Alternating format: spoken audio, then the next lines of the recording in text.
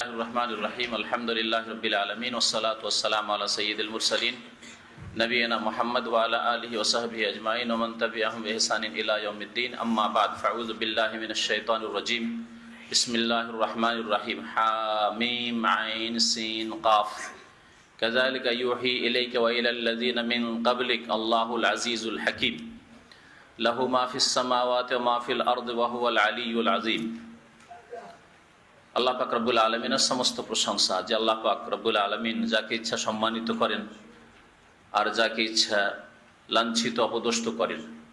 আল্লাহ পাক তার বন্ধুদেরকে, মুমিনদেরকে, সৎকর্মশীলদেরকে দুনিয়া এবং আখিরাতে সম্মানিত করেন।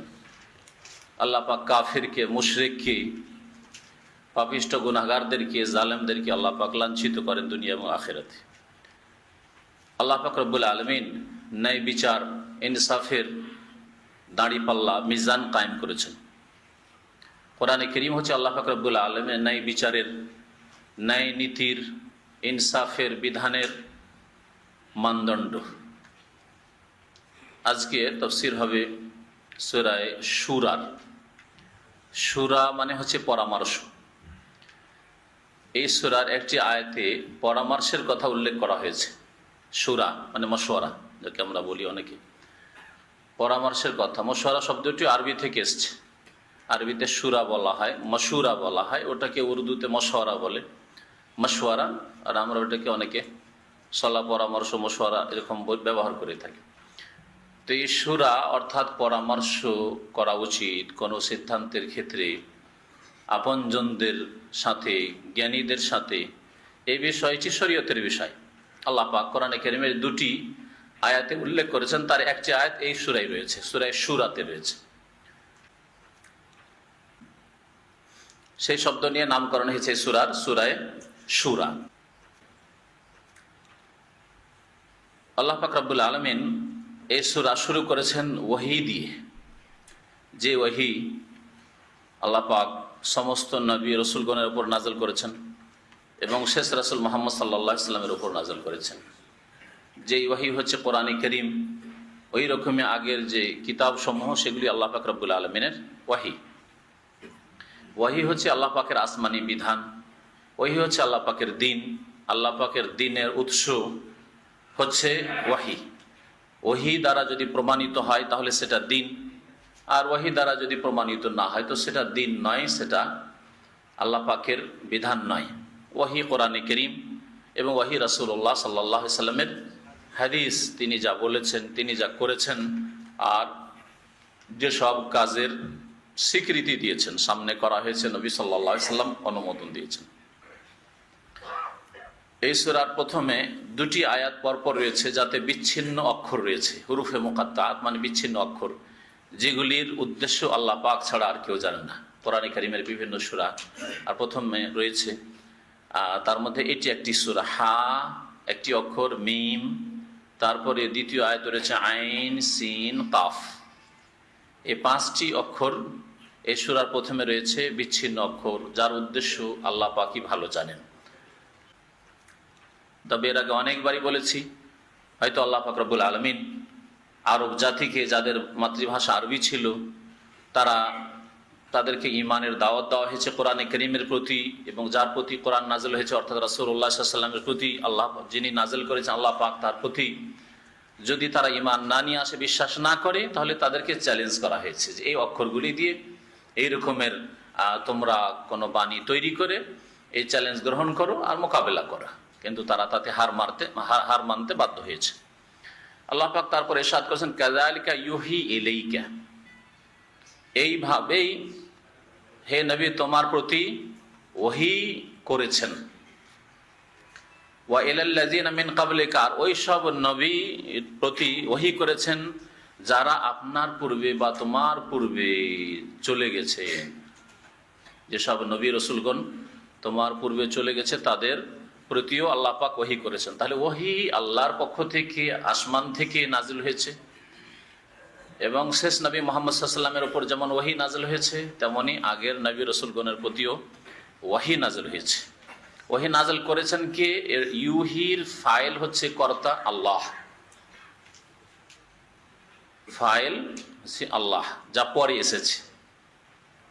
আল্লাহ পাক ওহী করেছেন যিনি আল আজিজ, যিনি মহাপরাক্রান্ত বা পরাক্রমশালী, যিনি সর্বজয়ী। আল হাকিম, যিনি মহাজ্ঞানী, যিনি বিজ্ঞানময়, যিনি প্রজ্ঞাময়। আল্লাহ পাক রব্বুল আলামিন যা নাজিল করতে চেয়েছেন তাতে কেউ বাধা সৃষ্টি করতে পারে না, কারণ তিনি হচ্ছেন মহাপরাক্রান্ত। তার কাজে, তার কথায়, তার উদ্দেশ্যে কেউ বাধা সৃষ্টি করতে পারে না। আমাদের মনের চাহিদায় বাধা সৃষ্টি হতে পারে, আর হচ্ছেও। আর তিনি প্রজ্ঞাময়, তিনি মহাজ্ঞানী। সুতরাং তিনি যা কিছুই নাজিল করেছেন তাতে রয়েছে মানুষের কল্যাণ।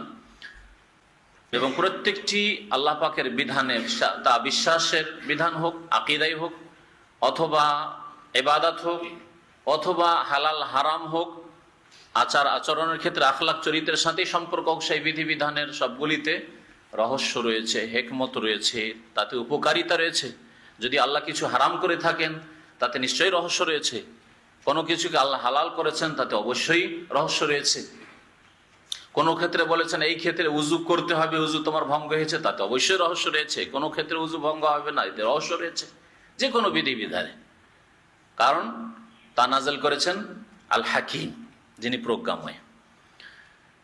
এইরকমের সৃষ্টিগত ক্ষেত্রে আল্লাহ পাক যা কিছু করে থাকেন, কাউকে আল্লাহ ছেলে দিলেন না, কাউকে মেয়ে দিলেন না, কাউকে ছেলে মেয়ে কিছুই দিলেন না, কাউকে আল্লাহ অসুস্থ করলেন, কাউকে সুস্থ রাখলেন, কাউকে ধন সম্পদ দিলেন, কাউকে শিক্ষিত হওয়া সত্ত্বেও, বিচক্ষণ হওয়া সত্ত্বেও অভাবী রাখলেন।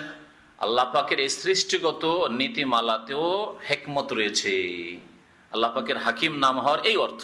যেমন আল্লাহ পাকের শরীয়তের বিধিবিধানে হেকমত রয়েছে, প্রজ্ঞা রয়েছে, রহস্য রয়েছে, তেমনি আল্লাহ পাকের সৃষ্টিগত নীতিমালাতেও রহস্য রয়েছে। আমরা অনেক সময় বুঝি না, বরং অনেক সময় মনের খেলাফ হয়ে গেলে মনটা বেজার হয়ে যায়। যাচ্ছিলেন এয়ারপোর্টে আপনার সফরের জন্য, আর হঠাৎ করে রাস্তায় বাধা সৃষ্টি হলো, পৌঁছিতে পারলেন না আপনি গন্তব্যস্থানে। মন এত খারাপ, ভেঙে পড়েছেন, গেল আমার ভিসা, ভেঙে পড়েছেন, ঠিক না? মনটা খুব খারাপ না? কিন্তু এরপরে কি হবে, এতে আপনার লাভ ছিল না লস ছিল, এরপরের যে লুকায়িত বিষয়গুলি রয়েছে সেগুলি যদি জানতেন তাহলে কখনো মন খারাপ করতেন না। এই জন্য নবী করিম সাল্লাল্লাহু আলাইহি ওয়াসাল্লাম বলেছেন, তোমরা কোনো অপ্রীতিকর অবস্থা যদি দেখো তাহলে বলো কাদ্দার আল্লাহু মা শাআ ফাআল। আল্লাহ পাক যা চেয়েছেন তাই আল্লাহ নির্ধারিত করেছেন। কয়েক বছর আগে যখন ফ্লাইট দুর্ঘটনা হইল, অনেক লোকের ওই ফ্লাইট ছুটে গিয়েছিল, তাদের যে কত মন খারাপ হয়েছিল। কয়েক বছর আগে মাত্র ঘটনা, পূর্বের ঘটনা, কত মন খারাপ হয়েছিল। কিন্তু মাত্র আধা ঘন্টার মধ্যে যখন ফ্লাইট ধ্বংস হয়ে গেল, তখন তারা কত যে আলহামদুলিল্লাহ পড়লো, যদি মুসলিম হয়ে থাকে। আর যদি অমুসলিমও থাকে তবুও বলছে যে ভালোই হয়েছে, ভালো হয়েছে।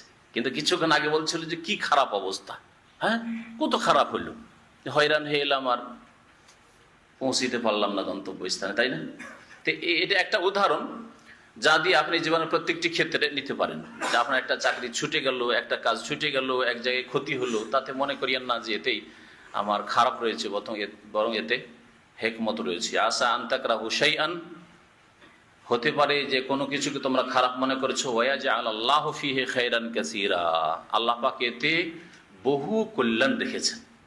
শুধু কল্যাণ না, আল্লাহ বলেছেন খায়রান কাসীরা, বহু কল্যাণ রেখেছেন। লাহু মা ফিস সামাওয়াতি ওয়া মা ফিল আরদ, আসমান সমূহে এবং পৃথিবীতে যা কিছু রয়েছে তা কার? লাহু, তার, আল্লাহ পাক রব্বুল আলামিনের। সব কিছুর মালিক আল্লাহ। ওয়া হুয়াল আলিয়্যুল আযীম, তিনি সর্বোচ্চ। আলী, ওয়া হুয়াল আলিয়্যুল আযীম, এটা আয়াতুল কুরসিতেও আছে, তাই না? শেষখানে আলী মানে যিনি সর্বোচ্চ, উলুউন থেকে, উলুউন মানে হচ্ছে উঁচা হওয়া, সাব্বিহিসমা রাব্বিকাল আ'লা, আ'লা বলা হয়েছে এই আলী থেকে। যিনি সর্বোচ্চ, আল আজিম মানে যিনি মহান। তাকাদুস সামাওয়াতু ইয়াতাফাত্তারনা মিন ফাওকিহিন ওয়াল মালায়েকাতু ইউসাব্বিহুনা বিহামদি রাব্বিহিম। তাকাদু মানে উপক্রম হওয়া, কাদা ইয়াকাদু আরবি ভাষায় ওর মানে হচ্ছে কোনো কিছুর উপক্রম হওয়া। তাকাদুস সামাওয়াতু ইয়াতাফাত্তারনা মিন ফাওকিহিন, আসমানগুলি ওপর থেকে ভেঙে পড়ার উপক্রম হয়েছে, এটা হচ্ছে শাব্দিক অর্থ। আল্লাহ পাক রব্বুল আলামিনের ভয় ভীতিতে, আল্লাহ পাক রব্বুল আলামিনের আজমাত এবং জালালের শ্রদ্ধাপূর্ণ ভয় ভীতিতে আসমানগুলির অবস্থা এমন হয়, বিশাল আকাশ, সুবহানাল্লাহ। এবং আসমান মানে শুধু এই আকাশ না, এই আকাশে যত গ্রহ রয়েছে, সূর্য, চন্দ্র, তারকা, নক্ষত্র, কত বিশাল বিশাল গ্রহ রয়েছে। যারা সায়েন্স নিয়ে চর্চা করেন তারা এইসব বুঝেন। এগুলি আল্লাহ পাক রব্বুল আলামিনের শ্রদ্ধাপূর্ণ ভয়ে ভেঙে পড়ার, চূর্ণ বিচূর্ণ হওয়ার উপক্রম হয়। তাফাত্তার মানে ভেঙে পড়া, চূর্ণ বিচূর্ণ হয়। ইজা সামাউন ফাতারাত, যখন কিয়ামত আসবে তখন আসমান কি হয়ে যাবে? ভেঙে পড়বে, চূর্ণ বিচূর্ণ হয়ে যাবে। ইনফাতারাত আর তাফাত্তারাত, বাব শুধু আলাদা, মানে গ্রামারের দিক থেকে কিন্তু অর্থ একই। তাকাদুস সামাওয়াতু ইয়াতাফাত্তারনা মিন ফাকহিন্না, এই বিশাল আকাশ এবং আকাশে যা কিছু রয়েছে যদি আল্লাহর ভয়ে ভেঙে পড়ার উপক্রম হয় তো 3.5 হাতের মানুষ, আর আকাশ তো দূরের কথা, জমিন তো দূরের কথা, তোমার ওপর যদি 1 কিলোর পাথর ওপর থেকে পড়ে তো তোমার আর খবরই থাকবে না। এই মানুষ কত দুর্বল মানুষ, খোলেকাল ইনসানু দাঈফা। তারপর আল্লাহর বিধান মেনে চলো না, আল্লাহকে ভয় করো না, আল্লাহ পাক দেখছেন এ কথা খেয়াল করো না, আল্লাহ পাক সবকিছু শুনছেন, তিনি সামি, তিনি আলিম, তিনি সবকিছু জানছেন, সবকিছু শুনছেন। আলাম ইয়ালাম বিআন্নাল্লাহ, ইয়ার আল্লাহ দেখছেন, তোমার হিসাব নেবেন, আল্লাহ তোমাদেরকে একত্রিত করবেন, সামনে হাজির হইতে হবে, এসব কথা খেয়াল আছে না? আল্লাহ পাক এ কথা বোঝাতে চেয়েছেন যে আসমান যদি ভয়ে ভেঙে পড়ার উপক্রম হয় তো হে মানুষ, তোমাকে যে শরীয়তের বিধিবিধানের দায়িত্ব দেওয়া হয়েছে এতে কতটুকু তোমার অন্তরে ভয় আছে। ওয়াল মালাইকা, আর আল্লাহ পাকের মালাইকা, ফেরেশতাগণ সৃষ্টি যারা কত শক্তিশালী, এক একটি ফেরেশতাকে এত শক্তি দেওয়া হয়েছে যে পুরো ফেরেশতার শক্তি নাই, শুধু একটা দানা দিয়ে যদি ধাক্কা দেয় পৃথিবীতে তো পৃথিবীকে চূর্ণ বিচূর্ণ করে দেবে। সুবহানাল্লাহ, আল্লাহ পাক কত শক্তি দিয়েছেন ফেরেশতাদেরকে, চিন্তা করুন। পাহাড়ের ফেরেশতা সম্পর্কে তো তায়েফের ঘটনায় পড়েছেন সিরাতুন নবীতে। পাহাড়ের ফেরেশতা এসে বলছেন, ইয়া রাসূলুল্লাহ, শুধু হুকুম দিলে দুটো পাহাড়কে, এই যে বড় বড় দুটো পাহাড় আছে তায়েফ আর মক্কা এলাকায়, দুটো পাহাড়কে উঠিয়ে নিয়ে এসে এই তায়েফবাসীকে পিষে দিচ্ছি, চাকিতে পিষার মতো করে। কত ক্ষমতা তাহলে ফেরেশতাদেরকে দেওয়া হয়েছে। জিবরাইল আলাইহিস সালামকে আপন রূপে নবী করিম সাল্লাল্লাহু আলাইহি সাল্লাম দেখলেন যে পুরো দিগন্ত, দিগন্ত মানে এই দিক থেকে ওই দিক, ধরেন এটা কোন দিক, যেদিকে মুখ করে আছে এদিক পূর্ব দিক, তাহলে এদিক হচ্ছে উত্তর দিক, উত্তর পূর্ব থেকে পশ্চিম পূর্ব এই পুরো দিগন্ত ঘিরে ফেলেছে এক ফেরেশতাতে। ওয়ালাহু সিত্তু মিআতু জানাহ, আর তার 600 ডানা রয়েছে, 600 ডানা রয়েছে। এই ফেরেশতারাও কি করে? ইউসাব্বিহুনা, আল্লাহর ভয়ে ভীত হয়ে, আল্লাহর শ্রদ্ধায়, ইউসাব্বিহুনা বিহামদি রাব্বিহিম, তাদের রবের প্রশংসা বিজড়িত তাসবিহ করে থাকে, পবিত্রতা ঘোষণা করে থাকে, পবিত্রতা ঘোষণা করে থাকে। আল্লাহ বলছেন ওয়াস্তাগফিরুনা লিমান ফিল আরদ, এবং এই ফেরেশতারা জাতি কত ভালো, কত নেক, কত সৎ, যে তাদের কি উদ্দেশ্য আছে যে আপনার জন্য আমার জন্য আল্লাহর কাছে মাপ চাইবেন। আমরা, আমাদের অন্তর কত সংকুচিত, আমরা কত ছোট মনের লোক যে নিজের ভাইয়ের জন্য দোয়া করি না উন্নতির, আমার চেয়ে উন্নতি করে যাবে রে, আমার চেয়ে ভালো হয়ে যাবে, বেড়ে যাবে, কখনো চাই না। নিজ প্রতিবেশীর জন্য কখনো চাই না। হ্যাঁ, ইসলামের শিক্ষা নিয়েও আমার চাইতে বেড়ে যাক বা আমার মতো তারও উন্নতি হোক, এটা কখনো কেউ চাই না, অথচ ইসলামের জ্ঞান হয়তো তার কাছে আছে। এই হলো আমাদের সংকীর্ণ চিন্তাধারা এবং হিংসা বিদ্বেষী মন, পাপিষ্ট মন। ফেরেশতাগণ সম্পর্কে আল্লাহ বলছেন ওয়াস্তাগফিরুনা লিমান ফিল আরদ, পৃথিবীতে যারাই আছে তাদের জন্য এই ফেরেশতা কুল আল্লাহর কাছে মার্জনা কামনা করতে থাকে, ইস্তিগফার করতে থাকে, আল্লাহ তুমি মাফ করে দাও। লিমান ফিল আরদ, মুমিনদের জন্য মার্জনার কামনা করে যে আল্লাহ মুমিনদেরকে, মুসলিমদের যারা বিশ্বাসী তাদেরকে মাফ করে দাও। আর যারা অবিশ্বাসী কাফের মুশরিক গুমরাহ পথভ্রষ্ট তাদের জন্য হিদায়াতের দোয়া করে। এটাই হচ্ছে তাদের জন্য ইস্তিগফার। কারণ কুফরির অবস্থায় থাকবে আর তাদের জন্য ইস্তিগফারের একটি পথ, সেটা হচ্ছে আল্লাহর প্রতি ঈমান, আল্লাহর তাওহীদের প্রতিষ্ঠা। যতক্ষণ পর্যন্ত আল্লাহর একত্ব প্রতিষ্ঠা না করবে, যতক্ষণ পর্যন্ত শিরক মুক্ত না হবে, ততক্ষণ পর্যন্ত কারোর জন্য মার্জনা কামনা করা যাবে না। সুতরাং হিদায়াতেরই দোয়া। মার্জনা কামনা মানে কাফের অমুসলিমদের ক্ষেত্রে বা যারা মুসলিম হওয়া সত্ত্বেও যারা নাস্তিক, যারা বেদিন, যারা সেকুলার ধর্মনিরপেক্ষতায় বিশ্বাসী, যারা পরকাল সম্পর্কে মোটেই চিন্তা নেই, তাদের পেট আর যৌন চাহিদা ছাড়া আর তৃতীয় কোনো চিন্তা নেই, এরা ওই রকমই। এদের জন্য ফেরেশতারা হিদায়াতের দোয়া করে যে আল্লাহ এদেরকে হিদায়াত করো। ইয়াস্তাগফিরুনা লিমান ফিল আরদ। কত উদারতা তাহলে ফেরেশতাদের অন্তরে, চিন্তা করুন। আলা ইন্নাল্লাহুল গফুরুর রহিম, শুনে রাখো যে নিশ্চয়ই আল্লাহ পাক রব্বুল আলামিনই হচ্ছেন বড় মার্জনাকারী। গফুর আল্লাহর একটি নাম, আর রাহিম তিনি দয়াবান। সুতরাং তিনি যারা ঈমানদার তাদেরকে মাফ করে দেন। আর কাফেরদেরকে মাফ করার আরেকটা অর্থ হচ্ছে যে তাদেরকে পাপের সাথে বা পাপিষ্ট গুনাহগারদের মাফ করার অর্থ হচ্ছে যে তাদেরকে সাথে সাথে পানিশমেন্ট দেন না, শাস্তি দেন না, তাদেরকে ছাড় দেন, অবসর দেন। 1 বছর, 2 বছর, 5 বছর, 10 বছর, 50 বছর, 60 বছর, সারা জীবনটাই ফ্রি ছেড়ে দিলেন, আল্লাহ ধরলেন না। এটি আল্লাহর মাফ করা নাই?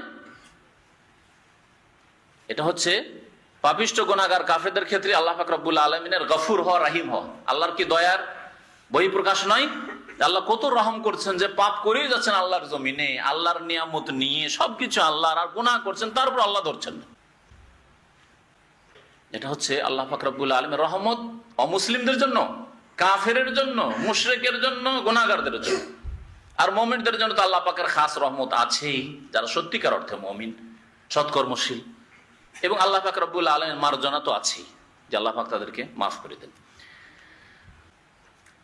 ওয়াল্লাযীনা ইত্তাখাযু মিন দুনিহি আউলিয়া, আল্লাহ বলছেন যে আর যারা আল্লাহকে বাদ দিয়ে অনেক অভিভাবক, পৃষ্ঠপোষক সাব্যস্ত করেছে। আল্লাহকে বাদ দিয়ে কেউ দেবদেবীর পূজা শুরু করেছে, আল্লাহকে বাদ দিয়ে কেউ পীর ফকিরের পূজা শুরু করেছে, আল্লাহ পাককে বাদ দিয়ে কেউ কবর মাজারের পূজা শুরু করেছে, আল্লাহ পাকের কাছে সন্ততি চাওয়া বাদ দিয়ে, রোগের আরোগ্য চাওয়া বাদ দিয়ে কবর মাজারে ওরসে গিয়ে রোগের আরোগ্য তলব করে, সন্ততি কামনা করে, মনের কামনা বাসন পূরণ করার আশা রাখে। এরা আল্লাহকে বাদ দিয়ে অন্যকে আউলিয়া মানে অভিভাবক, পৃষ্ঠপোষক সাব্যস্ত করেছে। এইরকমই আল্লাহ পাক রব্বুল আলামিনের বিধানকে বাদ দিয়ে, ওহীর বিধানকে, আল্লাহ পাকের নাযিলকৃত বিধানকে বাদ দিয়ে যারা মানব রচিত বিধান দিয়ে ফয়সালা করে, তার উপর সন্তুষ্ট থাকে, এরাও তাতে শামিল। মানুষের আইনকে, কোরআনের আইনকে সরিয়ে দিয়ে কোরআনকে আলমারিতে রাখে বরকতের জন্য, কোরআনকে মসজিদে রাখে বরকতের জন্য, আর বাকি তাদের জীবনে শাসন চলছে মানুষের আইনের, পশ্চিমা ইহুদি নাসারাদের আইনের। ওয়াল্লাযীনা ইত্তাখাযু মিন দুনি আউলিয়া, এই সবগুলি দল শামিল। আল্লাহ হাফিজুন আলিম, আল্লাহ পাক বলছেন আল্লাহ তাদের উপর নজর রাখছেন। হে নবী, তোমার ক্ষমতা নেই যে তাদের হিসাব নিকাশ নেবে, তাদের খোঁজ খবর নেবে, তাদের শাস্তি দেবে, আর এটা তোমার দায়িত্ব নয়। তোমার দায়িত্ব হচ্ছে তাদের কাছে সত্যকে পৌঁছিয়ে দেওয়া। বাকি আল্লাহ তাদের উপর নজর রাখছেন যে কে কি করছে আর কখন এদেরকে শাস্তি দিতে হবে, দুনিয়াতে না আখেরাতে, মওতের আগে না মওতের পরে। মওতের আগে দিতে হলে কি ধরনের শাস্তি দিতে হবে, কার সংশোধন হবে, কার সংশোধন হবে না। অনেকে আছে যে সামান্য একটু ধাক্কা খেয়ে সংশোধন হয়ে গেল, একটা দুর্ঘটনা হলো, একটু বালা মুসিবত আসলো, পারিবারিক সমস্যা হলো, অথবা একবার জেলে গেল, তারপর নামাজি হয়ে চলে আসলো, মুসল্লি ভালো মানুষ হয়ে চলে আসলো, অনেকে হচ্ছে। আবার কেউ আরো খারাপ হচ্ছে, এমনও আছে যা তাদের শয়তানি আরো বৃদ্ধি পাচ্ছে। আল্লাহ বলছেন আল্লাহ হাফিজুন আলিম, আল্লাহ তাদের উপর নজর রাখছেন, আল্লাহ তাদের সুরক্ষাকারী, আল্লাহ তাদের রক্ষণাবেক্ষণে রেখেছেন যে কোথায় যাচ্ছে। আল্লাহর ক্ষমতার বাইরে পালাতে পারবে না, সরকারের নজরের বাইরে পালিয়ে যেতে পারে, কোথায় যে লুকিয়ে গেল আসামি খুঁজেই পাওয়া যায় না। গোটা দেশের যে প্রশাসন ক্ষমতা আছে তা দিয়েও খুঁজে পাওয়া গেল না আসামিকে, কোথায় খুঁজে পাওয়া যাচ্ছে না কোথায় যে লুকিয়েছে। কিন্তু আল্লাহ বলছেন আল্লাহ হাফিজুন আলিম, আল্লাহ তাদের উপর নজর রাখছেন। ওমা আনতা আলাইহিম বিওয়াকিল, হে নবী তুমি তাদের দায় দায়িত্ব বহন করো না, তোমার উপর এই দায় দায়িত্ব চাপানো হয়নি। তোমার দায়িত্ব নয় যে তুমি তাদের হিসাব নিকাশ নেবে, তাদের শাস্তি দেবে, তাদের কি করতে হবে, না। তোমার কাজ হচ্ছে লাস্তা আলাইহিম বিমুসাইতির, আল্লাহ অন্য আয়াতে আম্মা পারা সূরা বলেছেন, হে নবী তুমি তাদের উপর দারোগা স্বরূপ নও, ধরবো মারবো শাস্তি দেব, এটা কাম তোমার নাই, এই কাজটা তোমার নাই। তোমার কাজ হচ্ছে ইন আলাইকা ইল্লাল বালাগ, অন্য আয়াতে আল্লাহ বলেছেন তোমার কাজ হচ্ছে একমাত্র বালাগ করে দেওয়া। বালাগ মানে পৌঁছিয়ে দেওয়া, আল্লাহর দিন পৌঁছে দেওয়া, কোরআনের কথা পৌঁছে দেওয়া, হাদিসের কথা পৌঁছে দেওয়া, আল্লাহর শরীয়ত কি বিশ্বাস করতে হবে, কিভাবে ইবাদত করতে হবে, কিভাবে আদান প্রদান করতে হবে, কোনটি হালাল কোনটি হারাম, পৌঁছে দেওয়া তোমার কাজ। ওমা আনতা আলাইহিম বিওয়াকিল, তাদের দায় দায়িত্ব তোমার উপর নেই। ওয়া কাযালিকা আওহাইনা ইলাইকা কুরআনান আরাবিয়্যা, আল্লাহ পাক আরো বলছেন যে এইভাবে যেমন আগের নবীদের উপর আমি ওহী করেছি, বিভিন্ন কিতাব তাওরাত ইনজিল নাযিল করেছি, আরো সুহুফে ইব্রাহিম মুসা সাহিফা নাযিল করেছি, অনুরূপ আমি হে নবী তোমার প্রতি ওহী করেছি কুরআনান আরাবিয়্যা, কোরআনকে আরবি ভাষায়, কোরআন আরবি ভাষায় নাযিল করেছি। লিতুনজিরা উম্মাল কুরা, যাতে করে প্রথমে তুমি উম্মুল কুরা অর্থাৎ মক্কাতুল মুকাররমার অধিবাসীদেরকে সতর্ক সাবধান করো। উম্মুল কুরা হচ্ছে মক্কার একটি নাম, প্রাচীন নাম। উম্মুল কুরা, কারিয়াতুন মানে একটি গ্রাম বা একটি শহর, আর কুরা মানে বহু গ্রাম বা বহু শহর। আর উম্মুন মানে হচ্ছে মা, উম্মুন মানে হচ্ছে মূল, আসল। নিজের মাকে মায়ের জন্য বলা হয় যে মা হচ্ছে ছেলে মেয়েদের আসল মূল। উম্মুল কুরা সমস্ত শহর, সমস্ত গ্রাম, সমস্ত জনপদের মূল বা মা হচ্ছে মক্কায়ে মুকাররমা। এই জন্য বলা হয়েছে যে মক্কায়ে মুকাররমা সবচেয়ে শ্রেষ্ঠ আল্লাহ পাক রব্বুল আলামিনের শহর, জমিন, ভূমি। আর মক্কায়ে মুকাররমা আরো যতগুলি এলাকা রয়েছে যে আরবি ভাষা কোরআনে কারীম প্রথম নাযিল হয়েছে, সমস্ত আরব এলাকার প্রাচীন শহর, প্রাচীন শহর মক্কা। মক্কা যখন শহর হয়, মক্কায় জনবস্তি শুরু হয়, তখন মদিনার অস্তিত্ব ছিল না, জিদ্দার অস্তিত্ব ছিল না, না রিয়াজের অস্তিত্ব ছিল না, বাগদাদের অস্তিত্ব ছিল না, বাসরা কুফার অস্তিত্ব ছিল না, কায়রোর অস্তিত্ব ছিল, কিছু ছিল। এই জন্য উম্মুল কুরা বলা হয়েছে। লিতুনজিরা উম্মাল কুরা, তাহলে প্রথমে নবী করিম সাল্লাল্লাহু আলাইহি ওয়াসাল্লাম বলা হচ্ছে যে মক্কাবাসীকে প্রথম সতর্ক সাবধান করে তাদেরকে দাওয়াত দেবে ওহীর। ওয়ামান হাওলাহা, আর যারা মক্কার চারপাশে রয়েছে, হাউল মানে চারিদিক, আরবিতে হাউল মানে চারিদিক বলা হয়। আল্লাহুম্মা হাওয়ালাইনা ওয়ালা আলাইনা, আমাদের চারপাশে বৃষ্টি দাও, আমাদের উপর বৃষ্টি দিও না। নবী করিম সাল্লাল্লাহু আলাইহি ওয়াসাল্লাম যখন খুব বেশি বৃষ্টি হয়ে গিয়েছিল মদিনায়, তখন দোয়া করেছিলেন। হাউলের বহু বচন হাওয়ালি, হাওয়ালাইনা আমাদের চারপাশে বৃষ্টি দাও, ওয়ালা আলাইনা আমাদের উপর বৃষ্টি দিও না। ওমান হাওলা, যারা চারপাশে, চারপাশে মানে শুধু মক্কার চারপাশে মানে 2-4-10 কিলোমিটার, 20 কিলোমিটার বা 200-100 কিলোমিটার নিয়ে চারপাশে মানে পূর্ব পশ্চিম উত্তর দক্ষিণে সারা বিশ্বে তোমার দাওয়াত পৌঁছাবে, মানব জাতিকে সতর্ক করবে, কিন্তু প্রথম শুরু করবে উম্মুল কুরা থেকে, মক্কা থেকে।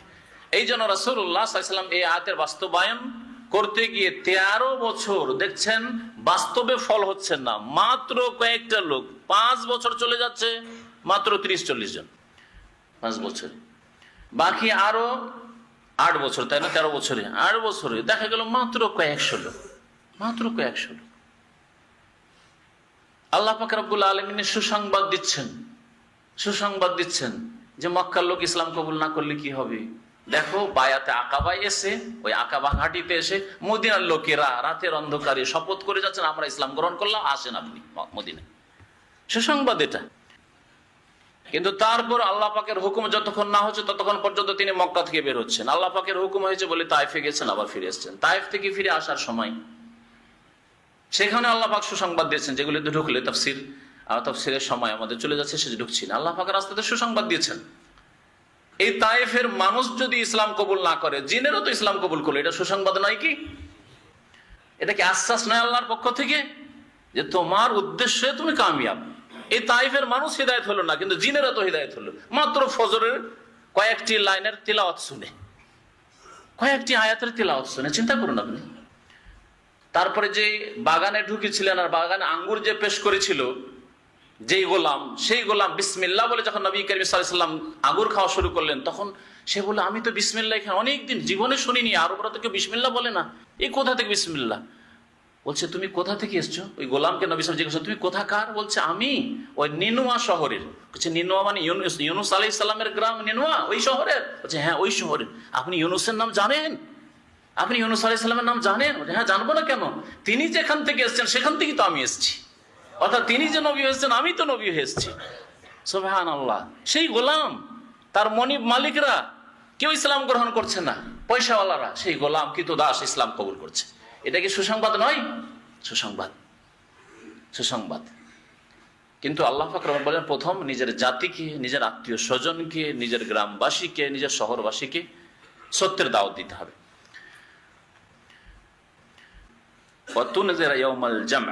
এবং তুমি সতর্ক করবে একত্রিত করার দিন সম্পর্কে, অর্থাৎ কিয়ামত সম্পর্কে, বিচার দিবস সম্পর্কে। যে মানুষ, তোমরা এই কথা ভাবিও না যে দুনিয়াতে যা করলাম তাই হইল, বাস আর ফের কি, এরপর আবার আছে কি। সুতরাং দুনিয়াতে যে উন্নতি করেছে, হক হোক আর না হক হোক, হালাল হোক হারাম হোক, আর বৈধ হোক আর অবৈধ হোক, বেঈমানি হোক অথবা আত্মসাৎ হোক, দুনিয়াতে পয়সাওয়ালা হয়েছি, দুনিয়াতে বড় নেতৃত্ব পেয়েছি, দুনিয়াতে বড় সুখী হয়েছি, ভোগ বিলাসের জীবনযাপন করতে পেরেছি, হ্যাঁ শিক্ষিত হইতে পেরেছি, আর কি, এটাই তো গন্তব্যস্থল, আর এটাই হচ্ছে আমার টার্গেট। না, এই টার্গেট না। তুনজিরা ইয়াউমাল জামি, এমন একটা দিন যেই দিনের নাম হচ্ছে ইয়াউমুল জামি, একত্রিতকরণের দিন, যেই দিন সমস্ত মানুষকে সমবেত করা হবে, সেই দিন সম্পর্কে মানুষকে সতর্ক করবে। এখানে কাজ করতে এসছো, এটা হচ্ছে কর্মক্ষেত্র, এই কাজের ফলাফল, রেজাল্ট ওই দিনে পাবে, যেটা কিয়ামতের দিন। সেই দিন সম্পর্কে সতর্ক করে আল্লাহর সামনে জবাবদিহি করতে হবে। দুনিয়াতে সারা জিন্দগিটা চলে গেল, বহু পাপ জুলম অত্যাচার করলে জবাবদিহি করতে হলো না কোনো মানুষের সামনে। চলে গেলে দুনিয়ার বালা মুসিবত থেকে নিরাপদ তুমি চলে গেলে, কবরে গিয়ে কি হইলো, মরে যাওয়ার পরে কি হইলো, মানুষ আর জানতে পারলো না। কিন্তু কিয়ামতের দিনে মানুষ জানতে পারবে যে ফেরাউন এবং ফেরাউনের চরিত্র যাদের, আজকের হোক আর কালকের হোক, তারা, সে বাদশার হোক আর কাজ্জাফি হোক, একদিন আল্লাহর সামনে দাঁড়াতে হবে এবং সেখানে মানুষ জানতে পারবে যে তাদের কি দুর্দশা, তাদের জুলম, তাদের অত্যাচার এবং তাদের পাপিষ্ট জীবন যাপনের জন্য কি মহাশাস্তি আল্লাহ তৈরি করে রেখেছেন। আল্লাহ পাকের কাছে তারা জানতে পারবে এবং মানুষও সেই দিন জানতে পারবে, মানুষের সামনে লাঞ্ছিত অপদস্থ হবে। আল্লাহ পাক তারপর বলছেন লা রাইবা ফীহ, সেই কিয়ামতের দিন সম্পর্কে কোনো সন্দেহ নেই, কোনো সন্দেহ নেই। ফারিকুন ফিল জান্নাহ, সেই দিন হিসাব নিকাশ হবে, বিচার হবে, ন্যায় প্রতিষ্ঠা করা হবে। ওয়া নাদাউল মাওয়াজিন আল কিসত লিয়াউমিল কিয়ামাহ, আল্লাহ পাক আয়াতে বলেছেন যে আমি সেই দিন ন্যায় বিচারের দাঁড়ি পাল্লা কায়েম করব। মাওয়াজিন, আল্লাহ দাঁড়ি পাল্লা কায়েম করবেন, তারাজু কায়েম করবেন। আল কিসতা, ন্যায় নীতি, ন্যায় বিচারের, ন্যায় বিচার করার জন্য। ফালা তুযলামু নাফসুন শাইআ, সেদিন কারো উপর কিঞ্চিত পরিমাণ জুলম অত্যাচার হবে না, সেই দিন ইনসাফ হয়ে যাবে। আল্লাহ বলছেন ফারিকুন ফিল জান্নাহ, তখন এক দল জান্নাতে যাবে যারা মুমিন এবং সৎকর্মশীল মুত্তাকি আল্লাহ ভীরু। ও ফারিকুন ফিস সাইর, আরেক দল যারা কাফের, মুশরিক, মুনাফিক এবং এদের চরিত্র, মুসলিম জন্মসূত্রে কিন্তু এদের চরিত্র গ্রহণ করেছে, পেট ছাড়া আর এর ঊর্ধ্বে কোনো চিন্তা করেনি, যৌন ক্ষুধা ছাড়া আর এর ঊর্ধ্বে কোনো চিন্তা করেনি। আল্লাহ কেন আমাকে সৃষ্টি করলেন, আল্লাহর সামনে আমার কি হক রয়েছে, আল্লাহর প্রাপ্য কি রয়েছে আমার উপর, কোনোদিন সে চিন্তাও করেনি আর পালনও করেনি। এইরকম জন্মসূত্রে শুধু মুসলিম, তারাও ফারিকুন ফিস সাইর, জাহান্নামী দলে ভর্তি হবে। একদল জান্নাতে যাবে, ভাগ্যবান হবে, আর একদল হতভাগা মরদুদ বিতাড়িত আল্লাহর রহমত থেকে তারা জাহান্নামে যাবে। সাইর মানে হচ্ছে জ্বলন্ত আগুন, সাইর জাহান্নামের একটি নাম, আর ওর অর্থ হচ্ছে জি ওয়াইদাল জাহিম সুইরাত। আল্লাহ তাআলা বলছেন যখন জাহান্নামকে কি করা হবে, প্রজ্বলিত করা হবে, জ্বলন্ত আগুন। ওয়ালাউ শা আল্লাহু লা জাআলাহুম উম্মাতান ওয়াহিদা, আল্লাহ পাক চাইলে তাদেরকে একটি জাতিতে পরিণত করতেন। সারা বিশ্বের সমস্ত মানুষ সবাই আদম সন্তান, সুতরাং সবাইকে আল্লাহ পাক চাইলে যদি বাধ্য করতেন তাহলে এক জাতি করতেন। তাদের বিশ্বাস এক রকমের, তাদের ইবাদত এক রকমের, তাদের আখলাক চরিত্র এক রকমের, ফেরেশতা চরিত্র করে দিতে পারতেন আল্লাহ পাক রব্বুল আলামিন, একরকম করে দিতেন ভালো করার দিক থেকে। আবার যদি আল্লাহ চাইতেন সবাইকে অসৎ করে দিতেন, ইবলিস চরিত্র করে দিতেন, আল্লাহ এটাও করতে পারতেন। লা জাআলা উম্মাতান ওয়াহিদা, এক জাতিতে পরিণত করতে পারতেন আল্লাহ ইচ্ছা করলেই, কিন্তু তাতে পরীক্ষা থাকতো। বাধ্য করে যদি কোনো কাজ করে নেওয়া হয় তাহলে আর পরীক্ষা থাকলো না, তো পরীক্ষা থাকলো না। আপনি তো বাধ্য, মন চাক আর না চাক আপনি তো করছেনই সেটা। তাহলে আর পরীক্ষা থাকতো না। আল্লাহ পাক যে পরীক্ষার জগতে এখানে সৃষ্টি করেছেন, এই পরীক্ষার জন্য কর্ম করে যেতে হবে। ওয়ালাকি ইউদখিলু মান ইয়াশা ফি রাহমাত, তবে আল্লাহ পাকের নীতিমালা হচ্ছে আল্লাহ যাকে চান তার রহমতে প্রবিষ্ট করেন, দাখিল করেন। ওয়াজ-জালিমুনা মা লাহুম মিন ওয়ালি ওয়ালা নাসির, আর জালেমদের জন্য কোনো বন্ধুও নেই, অভিভাবক নেই, ওয়ালা নাসির, আর কোনো সাহায্যকারীও নেই। সেই দিন যখন বিচার হবে তখন জালেমদের কেউ বন্ধু নাই যে বন্ধু এসে ওখানে সাহায্য করবে। আমি জামিন হয়ে গেলাম, এই আসামিকে জামানতে ছাড়িয়ে বাড়ি নিয়ে চলে গেলাম, কেউ হবে না। ওয়ালা নাসির, কেউ সাহায্যকারী হবে না। সেখানে ওকালতি করার জন্য উকিল ধরেছি, ব্যারিস্টার ধরেছি, ওখানে কোনো ব্যারিস্টার থাকবে না। ওয়ালা নাসির।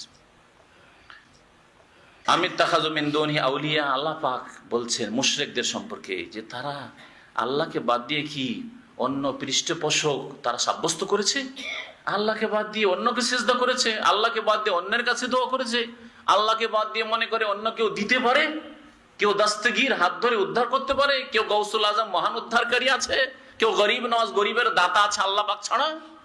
আমিত্তাখাযু মিন দুনিহি আউলিয়া, কেউ বিদ্যার দেবী, আল্লাহকে ছাড়া কেউ বিদ্যার দেবী আছে, কেউ রুজির দেবী আছে, লক্ষ্মী আছে। আমিত্তাখাযু মিন দুনিহি আউলিয়া, তার আল্লাহকে বাদ দিয়ে পৃষ্ঠপোষক সাব্যস্ত করেছে। ফাল্লাহু আলাল ওয়ালি, আল্লাহই তো হচ্ছেন সত্যিকার অভিভাবক, পৃষ্ঠপোষক।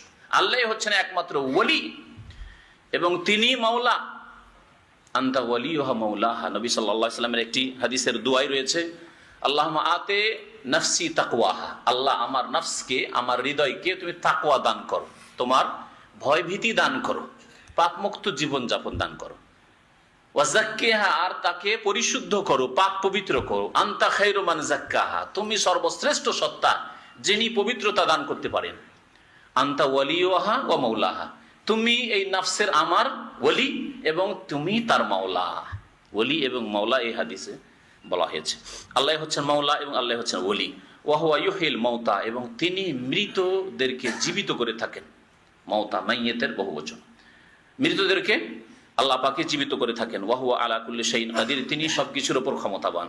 ওয়া মাখতালাফতুম মিন শাইইন ফাহুকমুহু ইলাল্লাহ, এই আয়াত মনে রাখবেন, সূরা আশ-শুরা আয়াত নম্বর 10। ওয়া মাখতালাফতুম মিন শাইইন, কোন কিছুর ক্ষেত্রে, কোন বিষয়ের ক্ষেত্রে যদি তোমাদের মাঝে মতবিরোধ হয়,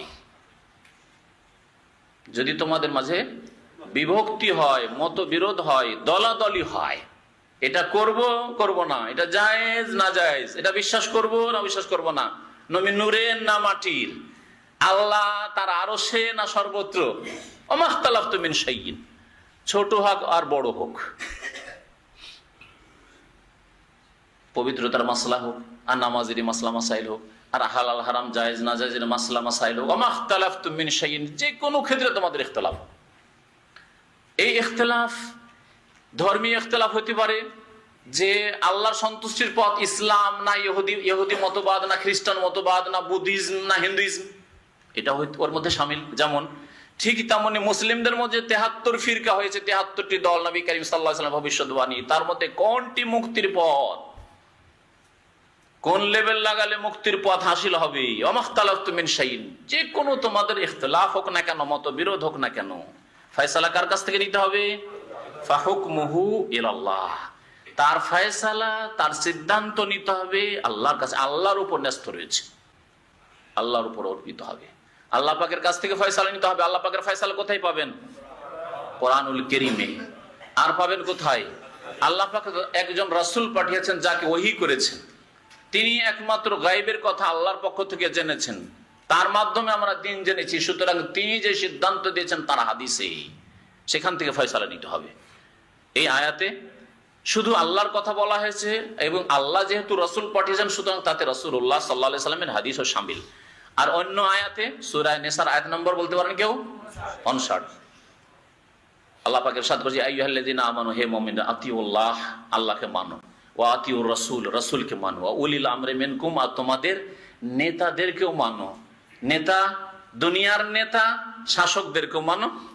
আর দুনিয়ার নেতা তোমার বাড়ির বাবা যে নেতা, তাকে মানো। কোম্পানির মালিক, বস, ফোরম্যান, সুপারভাইজার, ওপরে যারা আছে তাদেরকে মানো। বড় ভাই যদি মালিক হয় তোমাদের ছোটদের, আর বাবা নেই হয়তো তাকে মানো। এগুলো যেমন সামিল, তেমনি ধর্মীয় নেতা মানে আলেম ওলামাদেরকে মানে উলিল আমর। আল্লাহ বহু বচন বলেছেন, শুধু একজনের কথা বলা হয়নি যে কোন এক জামানে 1200-1300 বছর আগে কোন একজন ইমাম সাহেব এসেছেন তাকে মানা, আর সেটা 4টাতে সীমিত করে দেওয়া, 4-এর একটা মানতে হবে। এই আয়াত এর দলিল নয়। যেমন মজহাবের মুকাল্লিদরা মনে করে যে এই আয়াত মানে হয় হানফি হইতে হবে, না শাফি হইতে হবে, না হয় মালিকি হইতে হবে, না হয় হাম্বলি হইতে হবে। এটা মিথ্যা অপব্যাখ্যা।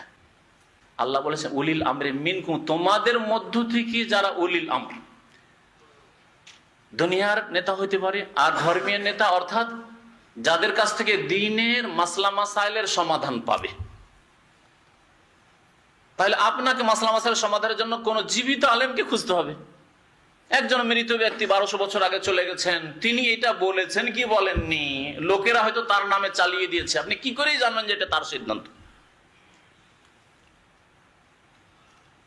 উলিল আমরি মিনকুম। তারপরে আপনি সৌদি আরবে হয়তো একজনকে পাচ্ছেন, দেশে গিয়ে তাকে পেলেন, আরেকজন পেলেন যার কাছ থেকে কোরআন সুন্নাহ মোতাবেক আপনি বুঝতে পারছেন না, কোরআন সুন্নাহ মোতাবেক আশা করি তিনি দলিল ছাড়া কথা বলেন না, সুতরাং কোরআন সুন্নাহর ফয়সালা তার কাছেই পাবো। তার কাছে জানবেন। জনসাধারণকে শরীয়তের প্রত্যেকটি মাসলা মাসাইলের দলিল প্রুফ জানার প্রয়োজন করে না। জানলে ভালো কথা, কেউ জানার চেষ্টা করে, শিখুক, সারা জীবনটাই শিখার জীবন। কিন্তু প্রত্যেকটি ক্ষেত্রে দলিল জানতে হবে যে এটার দলিল কি, ওইটার দলিল কি। আল্লাহ এই বড় দায়িত্ব সাধারণ মানুষের উপর চাপাননি। তবে এই দায়িত্ব অবশ্যই আছে যে সজাগ হয়ে আমি যার মাসলা, যার ফতোয়ার উপর আমল করছি, তিনি কি আল্লাহ এবং রসুলের প্রতিনিধিত্ব করছেন? তিনি কি রাসূলুল্লাহ সাল্লাল্লাহু আলাইহি সাল্লামের পক্ষ থেকে সাইন করেছেন, আসলে কোরআন হাদিসের কথা বলছেন? ইমাম ইবনুল কাইয়িম রাহমাতুল্লাহ একটি কিতাব আছে ইলামুল মুওয়াক্কিঈন আন রাব্বিল আলামিন, রব্বুল আলামিন আল্লাহর পক্ষ থেকে স্বাক্ষরকারী। তাহলে যারা ফতোয়া দিবে, যারা হালাল হারাম বলবে, যারা আলেম সমাজ, যারা আকীদার কথা এটা বিশ্বাস করা যায়, বিশ্বাস করা যাবে না বলবে, তারা যেন আল্লাহর পক্ষ থেকে সাইন করছে, স্বাক্ষর করছে। তাদেরকে আল্লাহকে ভয় করা উচিত যে কি স্বাক্ষর করছেন, জালিয়াতের ওপর, বাতিল নথিপত্রের ওপর, কাগজের ওপর, হ্যাঁ, শিরক বিদআতের ওপর স্বাক্ষর করছেন। কালকে আমাদের জবাবদাহি করতে হবে, হে মৌলভী সাহেব, জবাবদাহি করতে হবে, হে হুজুর। শুনে রাখো ভালো করে, কোরআন এবং হাদিসের দলিল যদি না থাকে তো কোনো কথা বলা সবচেয়ে বড় গুনাহ, শিরকের সমতুল্য। আল্লাহ গুনাহ বলেছেন ওয়া আন তাকুলু আলাল্লাহি মা লা তা'লামুন, আল্লাহ সম্পর্কে, আল্লাহর দ্বীন সম্পর্কে এমন কথা বলা যে সম্পর্কে তোমার কোনো জ্ঞান নেই, অর্থাৎ তোমার কাছে কোনো দলিল প্রমাণ নেই। আল্লাহ পাক বলছেন যে আল্লাহর আনুগত্য করো, রাসূলের আনুগত্য করো, উলিল আমরি মিনকুম ফাইন তানাজাতুম ফি শাইইন, যদি কোনো ক্ষেত্রে তোমাদের মতবিরোধ হয়। এখানে ওমাখতালাফতুম, ওখানে তানাজাতুম। তানাজু মানে নিজা, ঝগড়া, দ্বন্দ্ব হয়, আর ইখতিলাফ মানে মতবিরোধ হয়, একই কথাই, শব্দ শুধু আলাদা আলাদা। ফাইন তানাজাতুম ফি শাইইন, এখানেও আছে ওমাখতালাফতুম ফিহি মিন শাইইন, আর ওখানে আছে ফাইন তানাজাতুম ফি শাইইন। কোনো ক্ষেত্রে, যে কোনো ক্ষেত্রে যদি কোনো মতবিরোধ হয়, ফারুদ্দুহু ইলাল্লাহি ওয়ার রাসূল, তাহলে কার দিকে ফিরিয়ে দাও? আল্লাহর দিকে ফিরিয়ে দাও এবং তার রাসূলের দিকে ফিরিয়ে দাও। রাসূল সাল্লাল্লাহু আলাইহি ওয়াসাল্লামের কাছে ফয়সালা নিতে হবে, তালাশ করতে হবে কোরআন এবং হাদিস। আপনি পারছেন না, আপনার আলেমকে সন্দেহ হচ্ছে, কারণ এই মাসলায় দ্বিধাদ্বন্দ্ব, এক দল এইরকম বলছে, আর এক দল এরকম বলছে, তো একটু জানার জন্য ভাত টিপা করিয়ে যে ভাতটা হইলো, সিদ্ধ হইলো কি হইলো না, রান্না করে তো ব্যাচেলর সবাই খাচ্ছেন, হ্যাঁ, কয়েকবার করে টিপে টিপে দেখছেন যে ভাত সিদ্ধ হইলো কি হইলো না, ভাত সিদ্ধ হইলো, তাই না? আপনি একটু টিপে দেখেন যে এই আলেম কোরআন হাদিসের কথা বলছি কি বলেন, একটু টিপে দেখেন। এই মাসলার দলিল এক একটা আয়াতে না থাকে ঠিক আছে, কোরআনে থাকা জরুরি নয়, নবী সাল্লাল্লাহু আলাইহি ওয়াসাল্লাম হাদিসে থাকলেও সেটা মানতে হবে, কিন্তু সহিহ হাদিস, হাদিসটা কোন কিতাবে আছে, হাদিসটা সহিহ না জয়ীফ না জাল, মিথ্যার ছড়াছড়ি, সেটা জানতে হবে। দু চারটা ক্ষেত্রে ভাত টিপে দেখলে, 2-3টে ভাত টিপে দেখে 10 কিলো চাউলের ভাত সম্পর্কে, বিরিয়ানি সম্পর্কে আপনার জ্ঞান হয়ে যায়, নলেজ হয়ে যায় যে সবটাই হয়ে গেছে, তাই না? ঠিকই তেমনই প্রত্যেকটি মাসলা সাধারণ মানুষকে দলিল জানতে হবে না, কিন্তু 2-4টি মাসলা যে আলেমের ফতোয়ার উপর আমল করছেন, 2-4টি মাসলাই দলিল যদি জানেন, তাহলে অনুমান হয়ে যাবে যে বাকিগুলো ইনশাআল্লাহ তাআলা কোরআন এবং হাদিসের কথা এই আলেম বলছেন।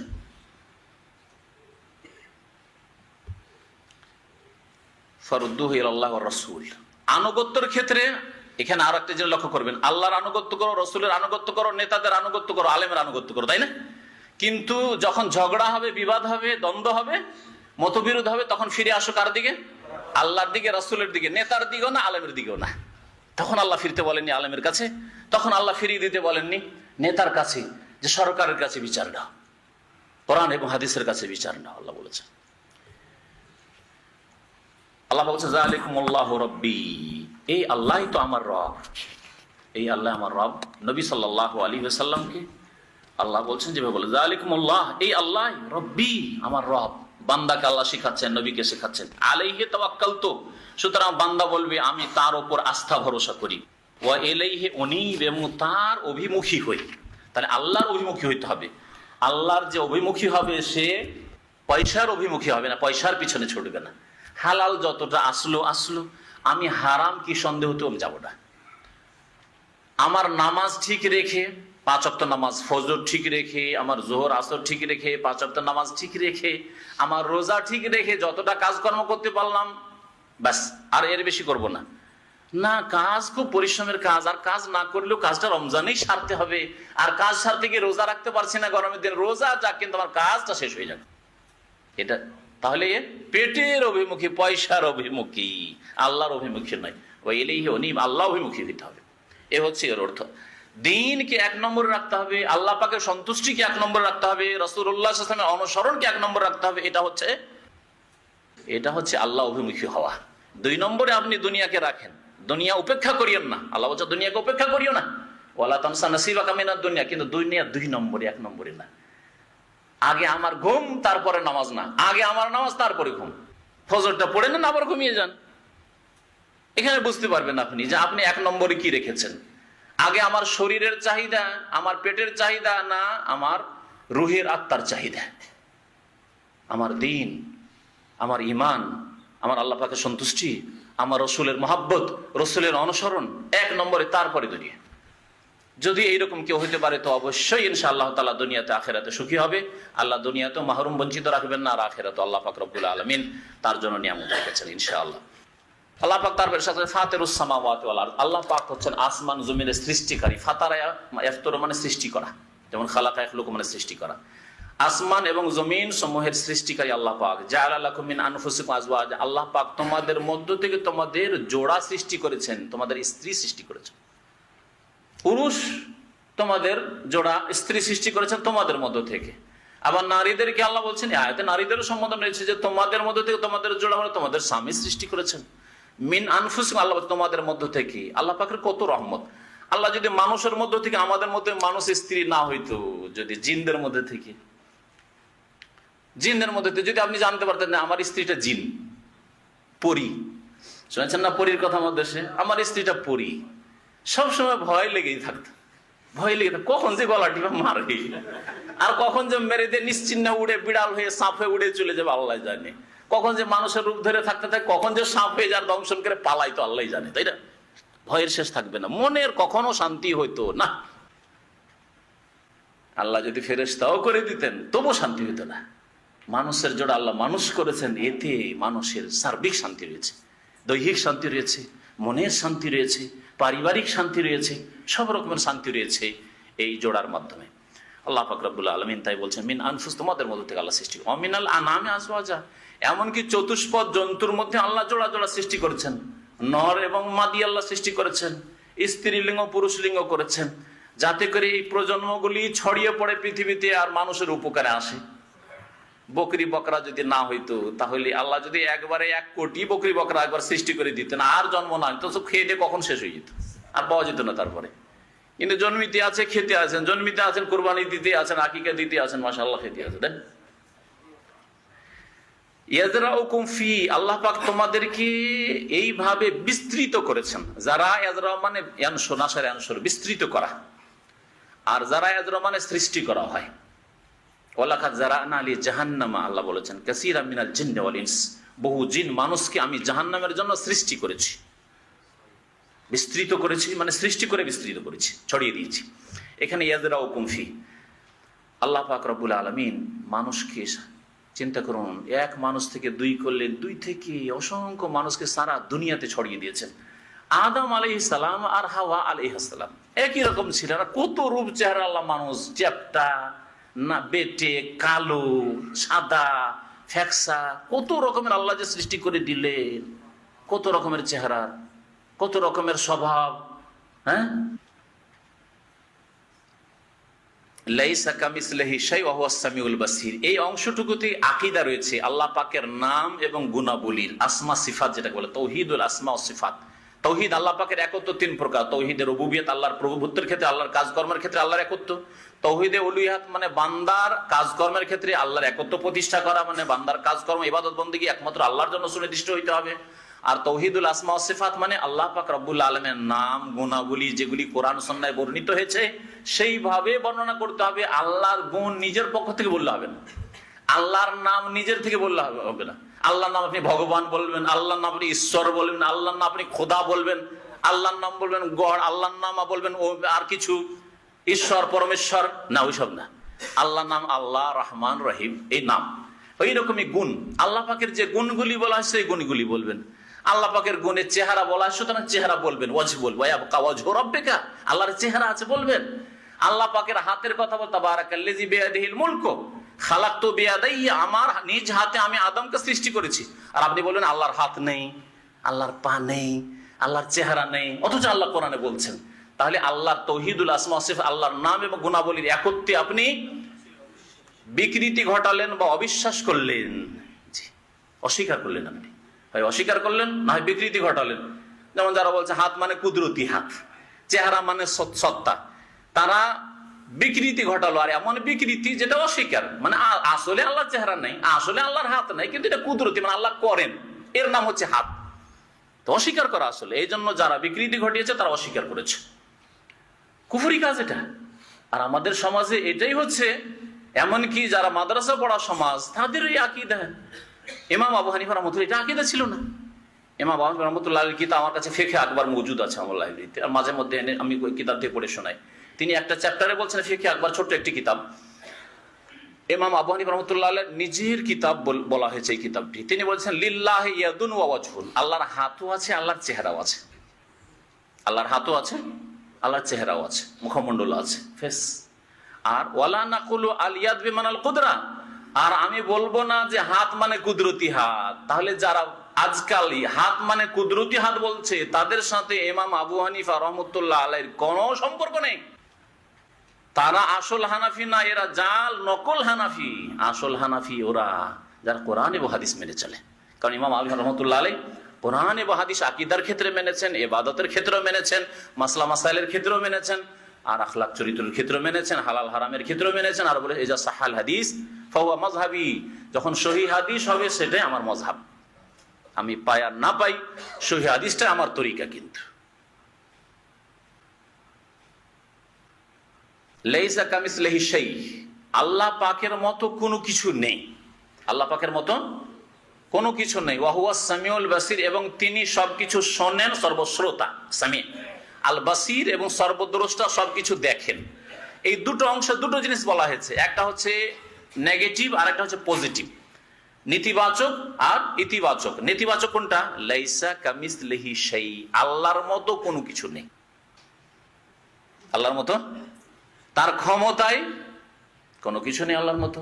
হ্যাঁ, আল্লাহর চেহারার মতো কারো চেহারা নেই, আল্লাহর হাতের মতো কারো হাত নেই, কিন্তু আল্লাহর হাত আছে। লাইসা কামিসলিহি শাই। তাহলে এখানে খণ্ডন হয়েছে ওদের যারা সাদৃশ্যতা পোষণ করে। কারণ এক যুগে দুটো ফিরকা, বাতিল ফিরকা জন্মেছে। একটা ফিরকা হচ্ছে মুশাব্বিহা। মুশাব্বিহা মানে আল্লাহকে তুলনা করেছে তার সৃষ্টির সাথে। আল্লাহর হাত কেমন? আমাদের মতোই। আল্লাহর চেহারা কেমন? মানুষের মতোই। হ্যাঁ, আল্লাহ কথা বলেন কেমন? আমাদের মতোই। আল্লাহ কথা বলেন না? বলেন না? আল্লাহ কথা বলেছেন মুসা আলাইহিস সালামের সাথে, কথা বলেন নাই? কালিমুল্লাহ। হ্যাঁ, ওয়াকাল্লামাল্লাহু মুসা তাকলিমা, আল্লাহ কথা বলেন, কিন্তু আপনার মতো না, আমরা তুলনা করি না। আহলে সুন্নাত ওয়াল জামাত একদল বাতিল ফিরকা যেটা মুশাব্বিহা, আল্লাহর কথা বলা আমাদের মতো। আল্লাহ হাসেন দুইজনকে দেখে, দুইজনে জান্নাতে যাচ্ছে, অথচ একজন আরেকজনকে খুন করেছে, আছেন হাদিসে। আল্লাহ হাসেন কিন্তু মানুষের মতো, আল্লাহ হাসা আল্লাহর মতো। জি, যেখানে সৃষ্টিতে পার্থক্য, আপনিও খুশি হন আর বানরও খুশি হয়, দুইজনের খুশি হয় একই রকম নাকি? হ্যাঁ, আপনিও হাঁটেন আর বানরও হাঁটে, একই রকম নাকি? না, কখনো না। তাহলে সৃষ্টিতে যখন এত পার্থক্য, তাহলে সৃষ্টি আর স্রষ্টাতে কত পার্থক্য, খালেক আর মাখলুকে কত পার্থক্য আছে। লাইসা কামিসলিহি শাই, আল্লাহর মতো, আল্লাহর নামে, আল্লাহর গুণাবলীতে কোনো কেউ নেই, কোনো কিছু নেই। তাহলে মুশাব্বাহ যারা সাদৃশ্যতা পোষণ করেছে গুমরাহ হয়েছে, যে আল্লাহ মানুষের মতো, গুমরাহ এরা। আর আরেক দল হচ্ছে মুআত্তিলা, যারা অস্বীকার করেছে আল্লাহর হাত নেই, আল্লাহর চেহারা নেই, অথচ কোরআনে আছে, তাই না? নবী সাল্লাল্লাহু আলাইহি ওয়াসাল্লাম হাদিসে আছে যে জাহান্নামে আল্লাহ পাক কদম রেখে দিবেন। কদম মানে আরবিতে পা হয়, বলছেন আল্লাহর পা নেই। এইভাবে আল্লাহ পাক রব্বুল আলামিন হাসেন না, রাগেন না, আল্লাহ পাক গুনাহগারদের উপর রাগান্বিত হন, এগুলো সব অস্বীকার করে তারা। তাহলে অস্বীকারী এই দুটো দল হচ্ছে গুমরাহ। আর আরেকটি দল গুমরাহ যারা এই মুআত্তিলার কাছাকাছি, ওরা হচ্ছে যারা তাহরিফ বিকৃতি ঘটিয়েছে, ওরাও অস্বীকারী। যেমন বললাম যে যারা বলবে আল্লাহর হাত মানে কুদরতি হাত, তারা সরাসরি আল্লাহর হাত নেই না বলে বলে আল্লাহর হাত আসলে নাই, কুদরতি হাত, ওঠে, ওরাও অস্বীকারী। তা দুই দল হচ্ছে গুমরাহ। এইরকম আল্লাহ পাক রব্বুল আলামিন কোথায় আছেন? আমার দেশের বিদাতি সমাজ বলবে এটা জিজ্ঞাসা করেই কুফরি। আরে কি জিজ্ঞাসা করো, কুফরি কথা বলছো তুমি, আল্লাহ কোথায়? এইরকম কুফরি কথা তুমি জিজ্ঞেস করো? অনেক লোক দেশ থেকে ফিরে এসে আমাকে এই কথা শুনিয়েছে যে জিজ্ঞেস করেছে আল্লাহ কোথায়, বলছে আরে তুমি তো কুফরি কথা বলে, এখন তওবা করো, কলেমা পড়ো, তখন কুফরি কথা বললে তুমি। অথচ মুহাম্মদুর রাসূলুল্লাহ সাল্লাল্লাহু আলাইহি ওয়াসাল্লাম, যিনি কলেমা পড়িয়ে মুসলমান করে গেছেন মানব জাতিকে, আবু বকর ওমরকে, তিনি সেই যুবতীকে, যে দাসীকে বলছেন আইনা আল্লাহ, আল্লাহ কোথায়? সহিহ বুখারী শরীফের হাদিস, খুলে দেখেন বুখারী শরীফ। আইনা আল্লাহ, আল্লাহ কোথায়? নবী করিম সাল্লাল্লাহু আলাইহি ওয়াসাল্লাম জিজ্ঞাসা করছেন, তার ঈমানের পরীক্ষা নেওয়ার জন্য, আল্লাহ কোথায়? তখন সে মেয়ে বলছে ফিস সামাই, আকাশের উপরে। এক প্রশ্ন পাস, তাই না? সেই মেয়ে যদি বলতো ফি কুল্লি মাকান, সর্বত্র বিরাজমান, তাহলে ফেল। কারণ নবী যেই জবাবে পাশ করেছেন সেটা ছিল ফিস সামা, আকাশের উপরে আছেন আল্লাহ পাক রব্বুল আলামিন, সৃষ্টির ঊর্ধ্বে আল্লাহ পাক রব্বুল আলামিন রয়েছেন। এই ভুলগুলি আমাদের সমাজের মূর্খ লোকদের, সাধারণ লোকদের না, এগুলি অসাধারণ জ্বালা। ধর্মীয় যারা নেতৃত্বে যারা রয়েছে, মাদ্রাসার নেতৃত্বে যারা রয়েছে, শাইখুল হাদিস হয়ে রয়েছে, তাদের ভুল এগুলি সংশোধন করতে হবে, সংশোধন করতে হবে। যারা তাফসীর পড়ায় তাদের ভুল, যারা হাদিস পড়ায় তাদের ভুল এগুলি। নবী সাল্লাল্লাহু আলাইহি ওয়াসাল্লাম আরেকটা পরীক্ষা নিলেন আল্লাহ সম্পর্কে, পাস, এক প্রশ্ন দিয়ে পাস। নবী সম্পর্কে মান আনা, আমি কে বলো তো দেখি। ওই মহিলা বলল আনতা রাসূলুল্লাহ সাল্লাল্লাহু আলাইহি ওয়াসাল্লাম, আপনি তো আল্লাহর রাসূল। মালিককে, ওই যে দাসীর মালিক মনিব, তাকে বললেন রাসূলুল্লাহ আতিকহা ফাইন্নাহা মুমিনা, একে আজাদ করে দাও, স্বাধীন করে দাও, কারণ এ হচ্ছে ইমানদার মহিলা, মুমিন মহিলা। দুটো প্রশ্নতে পাস। তাহলে দুটোর যদি ভুল অর্থ বা না ভুল যদি জবাব কেউ দেয় যে আল্লাহ সর্বত্র বিরাজমান, সবকিছুতে বিরাজমান, তাহলে সে ফেল কিনা বলেন দেখি? অবশ্যই ফেল, ইমানে ফেল, ইমানে ফেল। এই কথা বললে অনেকে বলে সারা দুনিয়াকে কাফের বলছেন। সারা দুনিয়া কাফের বলা উদ্দেশ্য না, সারা দুনিয়া সংশোধন করা উদ্দেশ্য। আমাদের উদ্দেশ্য সারা দুনিয়াকে কাফের বলা না, আপনি নিজেই চিন্তা করেন, কিন্তু সংশোধন করার উদ্দেশ্য আছেন কোথায় চিন্তা করেন আপনি। লাইসা কামিসলিহি শাই, আল্লাহর মতো কোনো কিছু নেই, সাদৃশ্যতা নেই। সাদৃশ্যতা নেই মানে আল্লাহর কিছু নেই। কেউ যদি ভাবে যে লাইসা কামিসলিহি শাই, কারণ অনেকে আয়াতের অর্থ তো বুঝে না, আয়াত পড়ে দেয় লাইসা কামিসলিহি শাই মানে আল্লাহর কিছুই নেই। আল্লাহর কিছু নেই বললেন আল্লাহ কারো মতো নয়, আল্লাহর মতো কোনো কিছু নেই। এই আয়াতে তাহলে সাদৃশ্যতা অস্বীকার করা হয়েছে, আল্লাহর কিছু নেই এই কথা বলা হয়নি। বুঝতে পারছেন? লাইসা কামিসলিহি শাই, তার মতো কোনো কিছু নেই, মানে তিনি আছেন, তার গুণাবলী আছে, তার চেহারা আছে, তার হাত আছে, কিন্তু তার মতো কেউ নেই। তার নামে, তার গুণে তার মতো কেউ নেই। জি, তাহলে সাদৃশ্যতাকে অস্বীকার করা হয়েছে, তার অস্তিত্ব বা তার হাত, তার চেহারা, তার গুণাবলী অস্বীকার করে, তার কথা, তার রাগান্বিত হওয়া, তার হাসা, তার খুশি, আল্লাহ পাক খুশি হন, বান্দার তওবায় খুশি হন। সহিহ বুখারীতে হাদিস নেই লাল্লাহু আফরাহু বিতাওবাতি আহাদিকুম, আপনিও খুশি হন, আল্লাহ খুশি হন। এটা আল্লাহর খুশি হওয়া আল্লাহর খুশির মতো, আর আপনার খুশি হওয়া আপনার খুশির মতো, কোনো তুলনা নেই। এই জন্য দ্বিতীয় অংশে আল্লাহ বলে দিচ্ছেন ওয়াহুয়া সামিউল আলিম, তিনি শোনেন এবং তিনি দেখেন। আল্লাহর মতো কোনো কিছু নেই, মানে আল্লাহর কিছু নেই কথা বলে, আল্লাহ শোনেও না বধির, আল্লাহ দেখেন না অন্ধ, এ কথা বলবে না। আল্লাহ দেখেন, আল্লাহ শোনেন, আল্লাহর গুণ আছে, শোনার গুণ আছে, আল্লাহর দেখার গুণ আছে, কিন্তু তোমাদের দেখার মতো নাই, তোমাদের শোনার মতো নাই। পিছন দিক থেকে কি বলছে শুনি না, বসে বসে আপোষে গল্প করছে তাই শুনি না কি বলছে। হ্যাঁ, পিছন দিকে বাইরে, বাইরে কি আছে, নিচে কি আছে, আছে না নেই, গাড়ি আছে না খালি আছে, পার্কিং দেখি না, কিন্তু আল্লাহ পাক রব্বুল আলামিন সব কিছুই দেখছে, ঠিক না? জি।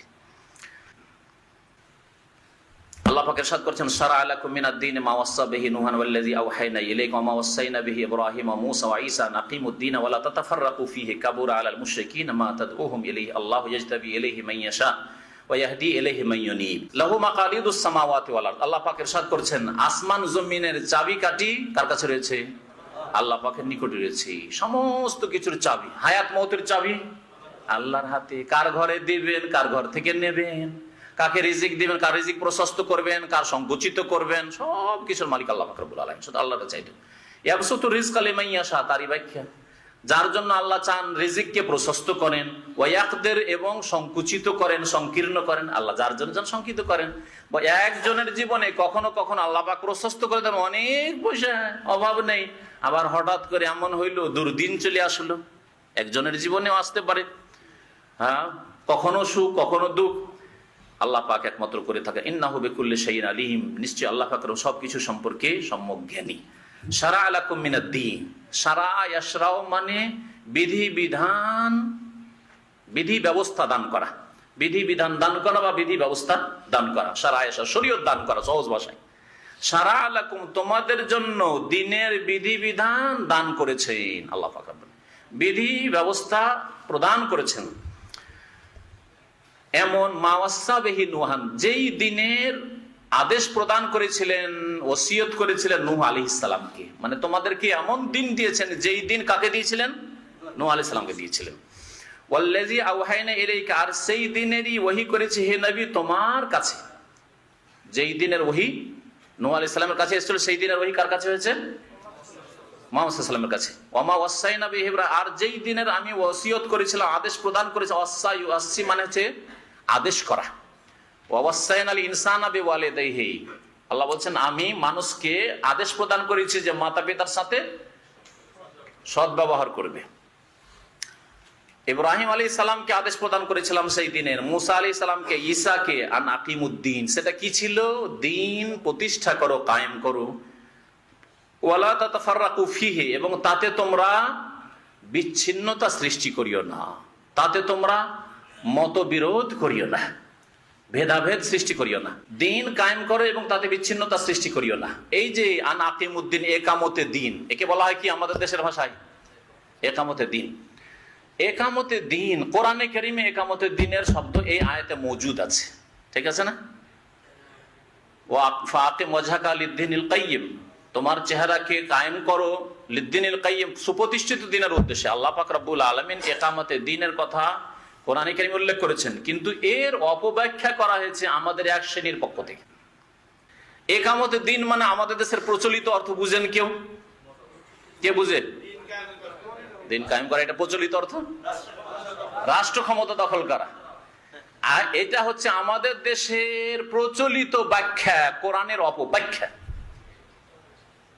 মিথ্যা ব্যাখ্যা, যে একামতে দিন মানে গদি দখল করো, একামতে দিন মানে যারা আছে তাদেরকে তাড়াও, ধর্মঘাট করে হোক আর ভাঙচুর করে হোক আর যেইভাবে হোক, আর ইলেকশনে অংশ নিয়ে হোক, যেভাবে হোক না কেন, আর তারপরে তাদেরকে তাড়িয়ে গদি দখল করে, এর নাম হচ্ছে একামতে দিন। এটা মিথ্যা ব্যাখ্যা, শুনে রাখেন ভালো করে। এবং কোরআনের এই আয়াতে এর খণ্ডন আছে।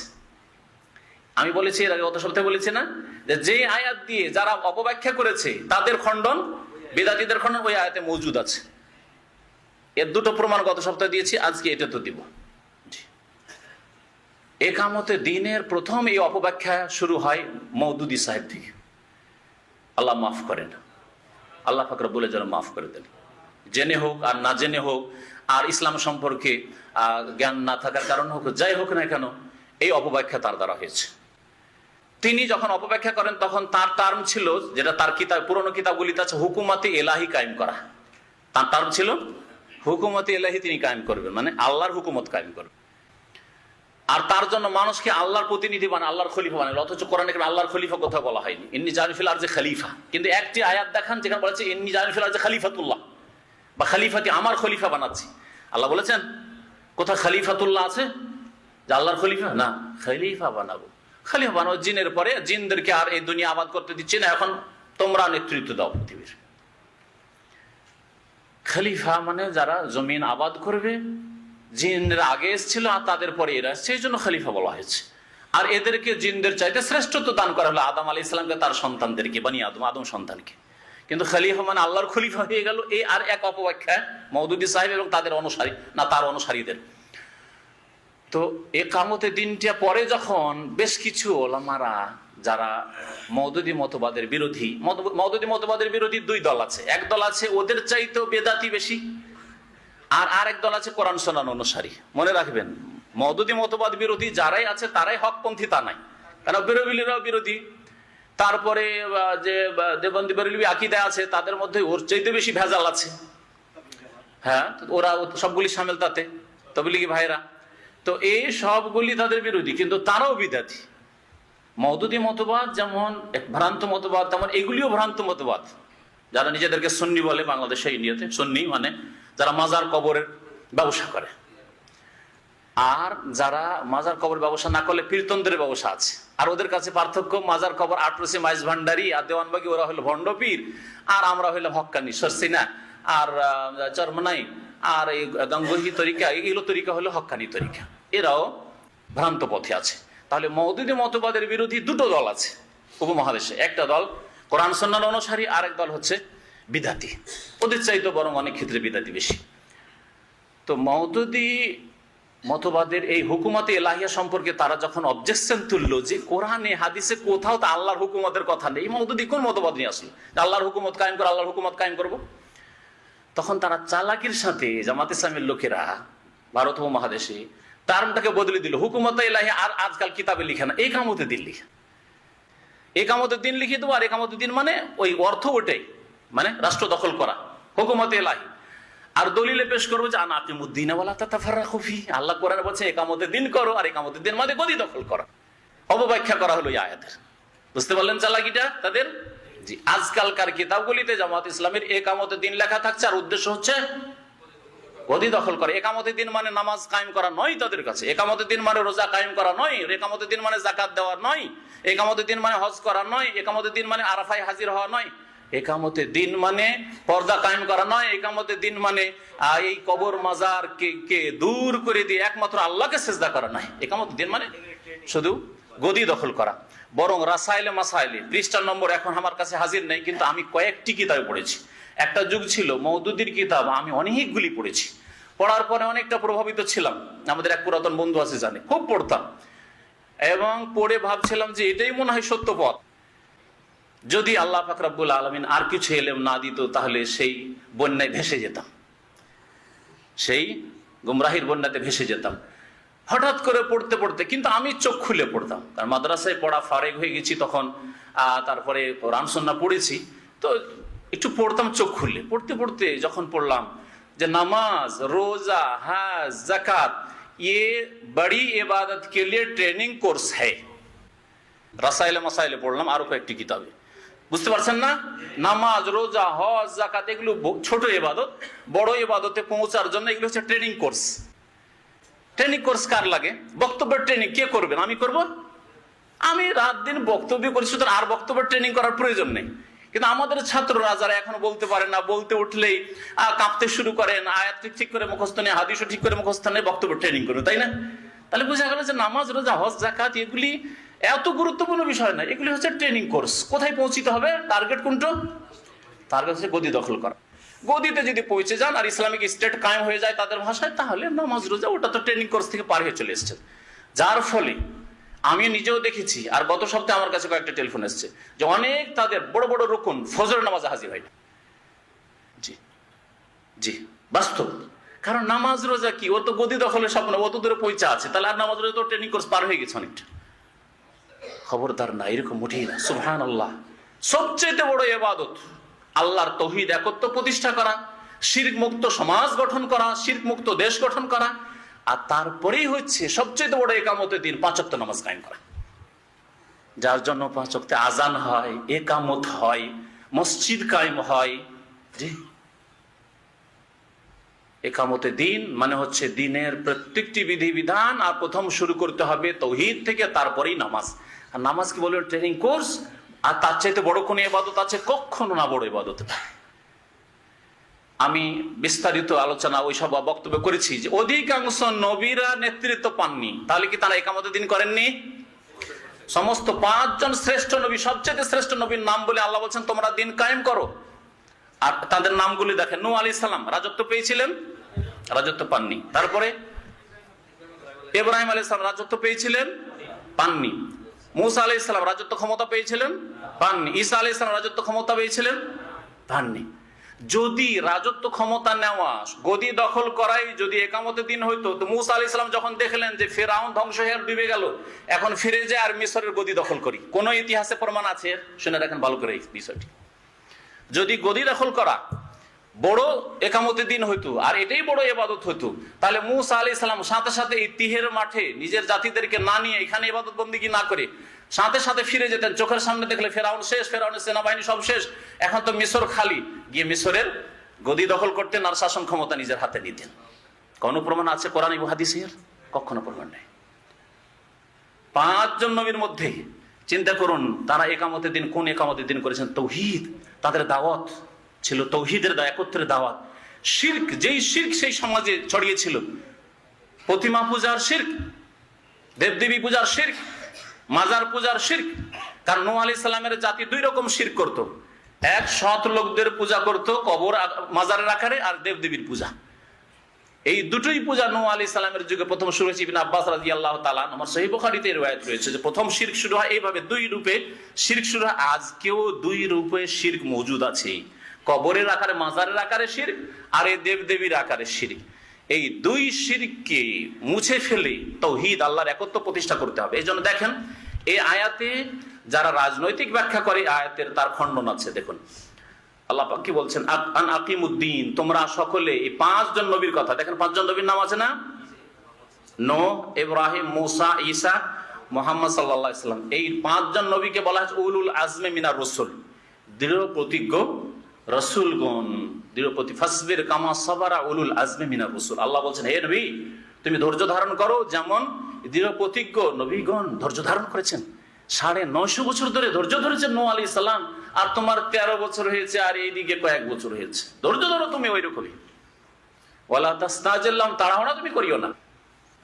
আল্লাহ কি বলছেন, আন আকিমুদ্দিন, এই 5 জনকে বলছেন তোমরা দিন কায়েম করো। ওয়ালা তাতাফাররাকু ফীহি, তাতে তোমরা বিচ্ছিন্নতা সৃষ্টি করিও না। কাবুরা আলাল মুশরিকিনা মা তাদউহুম ইলাইহি, এই আয়াতে খণ্ডন আছে রাজনৈতিক ব্যাখ্যা। কাবুরা আলাল মুশরিকিন, মুশরিকদের জন্য বড়ই কষ্টকর, বড়ই কঠিন এটা। মা তাদউহুম ইলাইহি, যেই দিকে তুমি হে নবী আহ্বান করছো। তাহলে নবী মুহাম্মদ সাল্লাল্লাহু আলাইহি ওয়াসাল্লাম বলা হচ্ছে, ভালো করে শুনেন সূক্ষ্ম বিষয়টি, যে হে নবী তুমি যে দাওয়াত দিচ্ছ, তুমি যে বিষয়ের দিকে আহ্বান করছো, সেই বিষয়টি মুশরিকদের জন্য বড় কঠিন।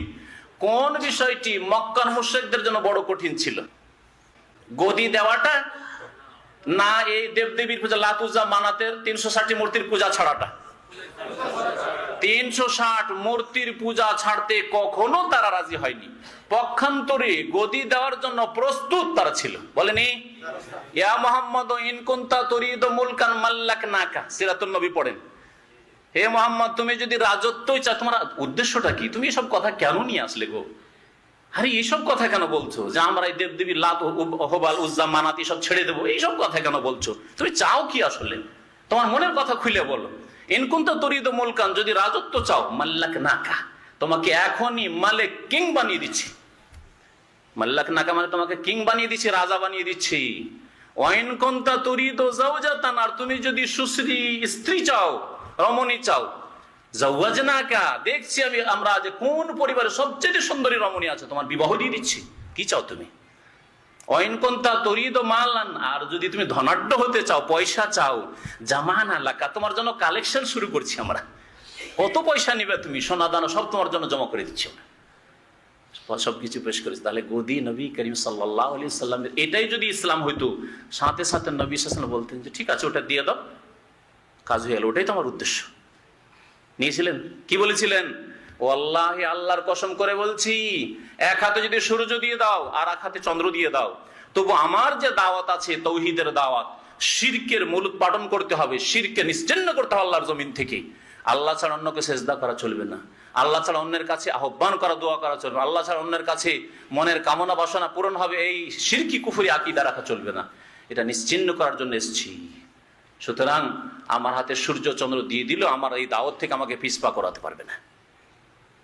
এই হচ্ছে ইসলাম। কাবুর আলাল মুশরিকিনা মা তাদউহুম ইলাইহি, মুশরিকদেরকে বড়ই কষ্ট লাগে তোমার ওই দাওয়াত, যেই দাওয়াত তুমি দিচ্ছ তাদেরকে। নবী করিম সাল্লাল্লাহু আলাইহি সাল্লামের এই তাওহীদের দাওয়াত তাদেরকে বড় কষ্ট লেগেছিল। যখন তাদেরকে বলেছেন নবী সাল্লাল্লাহু আলাইহি ওয়াসাল্লাম, লা ইলাহা ইল্লাল্লাহ, আল্লাহ ছাড়া কেউ মাবুদ নেই, তার মানে তারা আরবি ভাষা ভালো করে বুঝতো যে আমাদের হাতে এগুলোকে ভেঙে ফেলতে হবে, 360টা মূর্তিকে আমাদেরকে ভাঙতে হবে। আমরা রাত দিন পূজা করলাম, বাপ দাদা পূজা করলো, কখনো এটা হবে না, ভাঙবো না, হতেই পারে না। এই জন্য তারা বলেছিল আজাআলাল আলিহাতা ইলাহান ওয়াহিদা, এতগুলি দেবদেবীকে এক এলাহ করে দিলেন, ইন্না হাযা লা শাইউন উজাব, এ তো আশ্চর্য কথা, জীবনে কখনো শুনিনি, এটা কখনো আমরা করতে পারবো না। আল্লাহু ইয়াজতাবি ইলাইহি মান ইয়াশা, আল্লাহ পাক যাকে ইচ্ছা মনোনীত করেন, বাছাই করেন তার সন্তুষ্টির জন্য। ওয়াহদি ইলাইহি, এবং তার দিকে হিদায়াত করেন, রাস্তা দেখান, মান ইউনিব, যেই ব্যক্তি আল্লাহ অভিমুখী হয় তাকে। ওমা তাফাররাকু ইল্লা মিন বাদি মা জাআহুমুল ইলমু বাগিয়াম বাইনাহুম, আর মানব জাতি বিচ্ছিন্নতা সৃষ্টি করেছিল তাদের কাছে জ্ঞান আসার পরে। মানুষকে কখনো আল্লাহ জ্ঞান শূন্য রাখেননি, অর্থাৎ নবী পাঠাননি, আর মূর্খতায় রেখেছেন, কিছুই জানতে পারেনি, এইরকম করে মানুষকে রাখেননি। ইব্রাহিম আলাইহিস সালামের দিন ছিল তাদের মাঝে, যখন ইব্রাহিম আলাইহিস সালামের দিন একেবারে শেষ হতে যাচ্ছে আর শিরক ছেয়ে গেল, তখন মুহাম্মদ রাসূলুল্লাহ সাল্লাল্লাহু আলাইহি ওয়াসাল্লাম আল্লাহ পাক পাঠিয়ে দিলেন। আর মাঝখানে তারা বনি ইসরায়েলদের নবীর কথা তো শুনেছি, তারা আছে মুসা, ঈসা, তারা সফর করতো, শাম দেশে সফর করতো, আর মুসা আলাইহিস সালাম, ঈসা আলাইহিস সালামের দাওয়াতের কথা তারা শুনতো। তাহলে নবী থেকে মানব জাতিকে আল্লাহ, নবীর জ্ঞান থেকে বা ওয়াহির জ্ঞান থেকে আল্লাহ পাক মানব জাতিকে শূন্য রাখেন। মানুষের কাছে জ্ঞান আসার পরে তারা বিচ্ছিন্নতা সৃষ্টি করেছে, একদল বলেছে মানবো, আর একদল বলেছে মানবো না। বাগিয়াম বাইনাহুম, এটা কেন করেছে? যারা বিচ্ছিন্নতা সৃষ্টি করেছে মানেনি, শত্রুতা বশত, হিংসা বিদ্বেষ করি, শত্রুতা করে। বলেছিল না মক্কার কাফেররা যে নবী যদি আল্লাহকে করতে হইতো, তো এই গরিব দুঃখীকে কেন আল্লাহ করলো, এই ইয়েতিমকে কেন করলো, অনাথকে কেন করলো? তাইফের কোন ধনী হইতো, পয়সাওয়ালা হইতো, বা মক্কার কোন ধনী মানুষ হইতো, পয়সাওয়ালা মানুষ হতো, একে কেন আল্লাহ নবী করলো? ওয়ালাউলা কালিমাতুন সাবাকাত মির রাব্বিকা, আল্লাহ বলছেন যদি তোমার রবের পক্ষ থেকে হে নবী, যদি একটি বাণী অগ্রিম না চলে আসতো, ইলা আজালি মুসাম্মা, নির্দিষ্ট সময়ের জন্য আযাব মুলতবি করার। আল্লাহ আগে থেকে ঘোষণা করেছেন যে সাথে সাথে আমি আযাব দেব না, বরং নির্ধারিত সময় পর্যন্ত তাদেরকে সময় দেব, ছাড় দেব, আমার আযাব শাস্তি মুলতবি থাকবে। এই ফয়সালা যদি সিদ্ধান্ত আগে থেকে না হয়ে থাকতো, লাকুজিয়া বাইনাহুম, তাহলে তাদের ফয়সালা করেই দেওয়া হইতো, মানে তাদেরকে ধ্বংস করে দেওয়া হইতো। ওয়াইন্নাল্লাযিনা উরিসুল কিতাবা মিন বাদিহিম, আর যাদেরকে তাদের পরে কিতাবের ওয়ারিস বানানো হয়েছে, কিতাব দেওয়া হয়েছে, এরা কারা? একদল বলছেন যে কোরআনে কারীম, কিতাব মানে কোরআনে কারীম, কোরআনে কারীম তাদের পরে দেওয়া হয়েছে, মানে ইহুদি নাসারাদের পরে দেওয়া হয়েছে। তাওরাত ইনজিল দেওয়া হয়েছে বনি ইসরায়েলদেরকে, তারপরে যাদেরকে কিতাব দেওয়া হয়েছে অর্থাৎ মক্কাবাসীদেরকে, আরবদেরকে। লাফি শাক্কিম মিনহু মুরিব, তারা সন্দেহের অস্বস্তিতে নিমজ্জিত রয়েছে। শাক মানেও সন্দেহ, আর রাইব মানে হচ্ছে সন্দেহ। এই জন্য বললাম সন্দেহের অস্বস্তিতে, মানুষ যখন সন্দেহ তখন অস্বস্তি বোধ করে, তাই না? যে বিশ্বাস করে তার কোনো অস্বস্তি নেই।